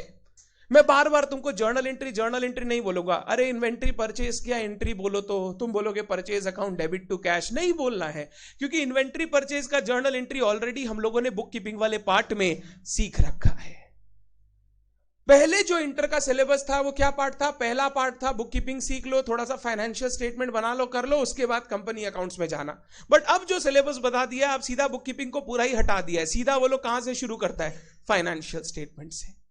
बट जब हम अकाउंटिंग स्टैंडर्ड्स पढ़ेंगे ना, अकाउंटिंग स्टैंडर्ड्स क्योंकि अकाउंटिंग के रूल्स है, वहां पे हम बुक कीपिंग के रूल्स भी पढ़ेंगे और फाइनल अकाउंट्स के रूल्स भी पढ़ेंगे। तो कहीं ना कहीं हम ब्रिज कर पाएंगे between book keeping and final accounts. तो सबसे पहला वर्ड अकाउंटिंग क्या होता है, is it clear to all of you? Simple word में बोले, जैसे बच्चे ने बोला, अकाउंटिंग का मतलब होता है हिसाब रखना। और ये हिसाब रखना स्ट्रक्चर्ड अनस्ट्रक्चर्ड कई तरीके से हो सकता है, बट जब हम लोग बिजनेस की बात करेंगे, जब हम बड़े बिजनेस की बात करेंगे, तो बहुत प्रॉपरली अकाउंटिंग रिकॉर्ड्स हम लोगों को मेंटेन करना पड़ेगा। हम लोग इंटर लेवल में जो सारी बातें करेंगे ना, कंपनी को अपने सामने रख के करेंगे। और जब हम लोग कंपनी की बात करते हैं तो पता है कौन आ जाता है? Companies act. और अगर कंपनीज एक्ट आ जाता है मतलब विच इज अ लॉ, तो हमको सारा बात पूछ के, करके, समझ के करना होगा। हम अपनी इच्छा से कुछ भी कर नहीं सकते। जो चैलेंज है ना अभी तुमको पढ़ाने में, द चैलेंज इज, पहले मेरे को तुमको अकाउंटिंग का रूल सिखाना पड़ेगा। अकाउंटिंग का रूल सिखा लिया, अब कंपनी अकाउंट्स में जा रहे हैं तो कंपनीज एक्ट भी बताना, क्योंकि अगर कंपनी का रूल नहीं बताया, नॉर्मल रूल बता के अकाउंटिंग करने गए तो कंपनीज एक्ट बोला हम तो ये नहीं बोले थे, हम तो ऐसा बोले थे, ऐसा करना था, तो हमारा सारा किया हुआ काम क्या हो जाएगा? गलत हो जाएगा। तो हमको तुमको पहले अकाउंटिंग का रूल सिखाना पड़ेगा। अकाउंटिंग रूल समझने के बाद, डेबिट क्रेडिट समझने के बाद, फिर तुमको कंपनीज एक्ट समझाना पड़ेगा। जैसे ही कंपनीज एक्ट समझ जाओगे फिर हमको अकाउंटिंग सिखाना पड़ेगा, क्योंकि कंपनी की अकाउंटिंग सिर्फ अकाउंटिंग स्टैंडर्ड से नहीं, कंपनीज एक्ट के रूल फॉलो करने से भी होगी। अकॉर्डिंगली हम लोगों को थोड़ा पढ़ाई ज्यादा करना पड़ेगा। हम लोग शुरू करेंगे, जब नेक्स्ट क्लास हम लोग आएंगे, we will start with basics of accounting, जहां पे कुछ पॉइंट्स मैंने नोट डाउन किए जो मेरे को लगता है एक बच्चे को हमेशा पता होने चाहिए। मेरे को 5 चीज पर डिस्कशन करना है ताकि मैं फाउंडेशन वाली सारी चीजें आपके साथ डिस्कस कर लूं। पहला पॉइंट क्या है देख, पहला पॉइंट देख क्या है? अकाउंटिंग। दूसरा पॉइंट, तीसरा पॉइंट सुना है? True and fair view. कोई भी कंपनी फाइनेंशियल स्टेटमेंट बनाएगी तो सही बनाना होगा या गलत? सही, मतलब जो financial statement true and fair view दे। तो ये ट्रू फेयर व्यू क्या होता है ये समझना पड़ेगा, क्योंकि ये वर्ड ना हर जगह तुम्हारे सामने आएगा। तुम लॉ पढ़ोगे तो भी ट्रू एंड फेयर व्यू आएगा, तुम ऑडिट पढ़ोगे तो भी ट्रू एंड फेयर व्यू आएगा, तुम अकाउंट्स पढ़ोगे तो भी ट्रू एंड फेयर व्यू आएगा। तो ये ट्रू एंड फेयर व्यू समझना पड़ेगा। तीसरा देख क्या लिखा, चौथा क्या लिखा? Elements of financial statements. बचपन, assets, liabilities, capital, income, expense. अब थोड़ा सा आगे बढ़ेंगे, provisions, contingent liabilities, contingent assets. ये जो बेसिक्स वर्ड्स होते हैं ना फाइनल अकाउंट्स के, बेसिक वर्ड्स होते हैं अकाउंटिंग के, उनको समझाना पड़ेगा। जो फाउंडेशन में पढ़ रखे हैं उनको हमेशा फाउंडेशन में भी ये चीज पढ़ाई जाती है, बट बहुत सारे ऐसे बच्चे जो फाउंडेशन में नहीं पढ़ रखे हैं मेरे से, तो उनको वापस मैं ये डिस्कशन करूंगा बट एक हाई लेवल पे, सो दैट हम लोग इन सब चीजों को बहुत इजीली समझ सके। जैसे ऐसी चीजें हम लोग पढ़ेंगे कि अगर आप प्रोविजन बना रहे हो तो प्रोविजन बनाते समय किन चीजों का ध्यान रखना है। आप एसेट कोई चीज को लिख रहे हो तो लिखने से पहले कौन से पॉइंट सेटिस्फाइड होने चाहिए। लायबिलिटी रिकॉर्ड कर रहे हो तो क्या क्या चीज चेक करके ही लायबिलिटी रिकॉर्ड होगा। ये सब चीज जो फाउंडेशन में नहीं पढ़े थे अब इंटर में पढ़ना होगा, क्योंकि अब हमको समझना होगा कि एसेट रिकॉर्ड करना तो पता है, डेबिट करते ही रिकॉर्ड हो जाएगा, बट उस एसेट को कब रिकॉर्ड करना है ये भी तो पता होना चाहिए। वो पता करने के लिए हमको पढ़ना पड़ेगा एलिमेंट्स ऑफ फाइनेंशियल स्टेटमेंट्स। और लास्ट हम लोग देखो क्या पढ़ेंगे, और इसी अकाउंटिंग स्टैंडर्ड का बेसिक्स कंप्लीट करने के बाद हम लोग कहां घुस जाएंगे? अकाउंटिंग स्टैंडर्ड्स में, AS2 में। तो हम लोगों को ओवर दी 4-5 क्लासेस पहले बेसिक्स में सारा डिस्कशन करना होगा। जब ये सारा डिस्कशन तुमको समझ में आ जाएगा तो हमारी जर्नी हम शुरू करेंगे सब्जेक्ट में जाके, जहां पे पहला चैप्टर हम लोग पढ़ेंगे अकाउंटिंग स्टैंडर्ड 2। डन है बात? ठीक है, आज के लिए सिर्फ इतना ही, आज और कुछ नहीं करेंगे, नेक्स्ट क्लास मिलेंगे। सुन ले पहले, इसके बाद आपकी कौन सी क्लास है? टैक्स की क्लास है। टैक्स की क्लास हम लोग चालू करेंगे 3:45 ऑनवर्ड्स, मतलब आधी घंटे का ब्रेक है, लेके आ जाओ, 25-30 मिनट का है, लेके आ जाओ ब्रेक।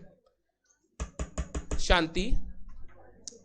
ये टैक्स की क्लास ना बहुत बच्चे मेरे को बोल रहे थे, सर हम लोगों को ना कुछ क्लासेस करनी है अमित सर की, उसके बाद हम लोग डिसाइड करेंगे हमको क्या करना है। सर अभी तक हम मेकअप नहीं कर पाए, बहुत जन बहुत कुछ बोल रहे हैं। एक हफ्ते टैक्स की class will be open for everyone who wants to do it. Live class आप एक हफ्ते कर सकते हैं, no fees to be paid. एक हफ्ते करने के बाद you take your decision and decide. मैं सिर्फ इतना ही बोलूंगा, लाइव क्लासेस का कोई भी ऑल्टरनेटिव नहीं हो सकता, और टैक्स जैसे सब्जेक्ट में तो बिल्कुल नहीं हो सकता जहां हर लाइन पढ़ने के बाद छठ डाउट आएगा। सर 2.5 लाख पे बोला टैक्स नहीं लगेगा। सर मान लो मैं एक नॉन रेसिडेंट हूं तो लगेगा क्या? सर 2.5 लाख से 5 लाख के बीच में बोला 5% लगेगा। सर अगर 5 लाख 1 रुपया हो गया तो? सर अगर आज ही हम 60 डेज के हुए, 60 ईयर्स के हुए तो? सर आज हम 75 ईयर्स के हुए तो? मतलब there can be n number of doubts in a subject like taxation. तो जो भी बच्चे जिन्होंने इनरोल किया है वो तो क्लास कर ही सकते हैं, जिन्होंने नहीं किया बट करना चाहते हैं वो भी कर सकते हैं। It is open for all of you, number 1। Number 2, कल 11 बजे आपकी लॉ की क्लास रहेगी। क्या क्लास रहेगी? लॉ। कल एक क्लास रहेगी। अकाउंट्स की next class will be on Thursday and there after the next class will be on Sunday. मतलब अभी अकाउंट्स की 3 क्लासेस पर वीक होंगी फॉर 2 वीक्स। सितंबर फर्स्ट वीक से हमारा चालू हो जाएगा नॉर्मल रूटीन, जहां हम लोग चालू करेंगे 6 class per week, Monday to Saturday 1:30-1:35 start करेंगे एंड विल कंप्लीट बाय 3:30-3:35। जो जेवियर्स की बच्ची है वो आराम से उसके बाद अपने कॉलेज जा सकती है, उनको कोई प्रॉब्लम नहीं होगा। 5-10 मिनट छूटेगा तो उसका बैकअप कर लेना, अदरवाइज मैक्सिमम क्लास आपका लाइफ कंप्लीट हो जाएगा। डन है बात? आज के लिए सिर्फ इतना ही। Thank you so much everyone, bye bye. हाँ बिल्कुल, टैक्स का क्लास यहीं पे होगा, तो जो यहां बैठे हैं वो बैग छोड़ के जा सकते हैं। कल सिर्फ लॉ का क्लास होगा। आपको अभी टेलीग्राम ग्रुप में रोज का रूटीन आ जाएगा। करेक्ट, एकदम वही वाला रूटीन होगा, वही रूटीन से होगा। खाली जब तक सेम 2 का एग्जाम नहीं हो जाता next week. Tanay, books will be start, dispatch will be starting from next week.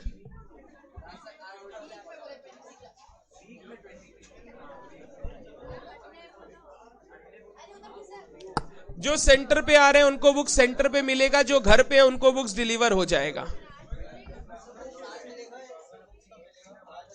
Next week से।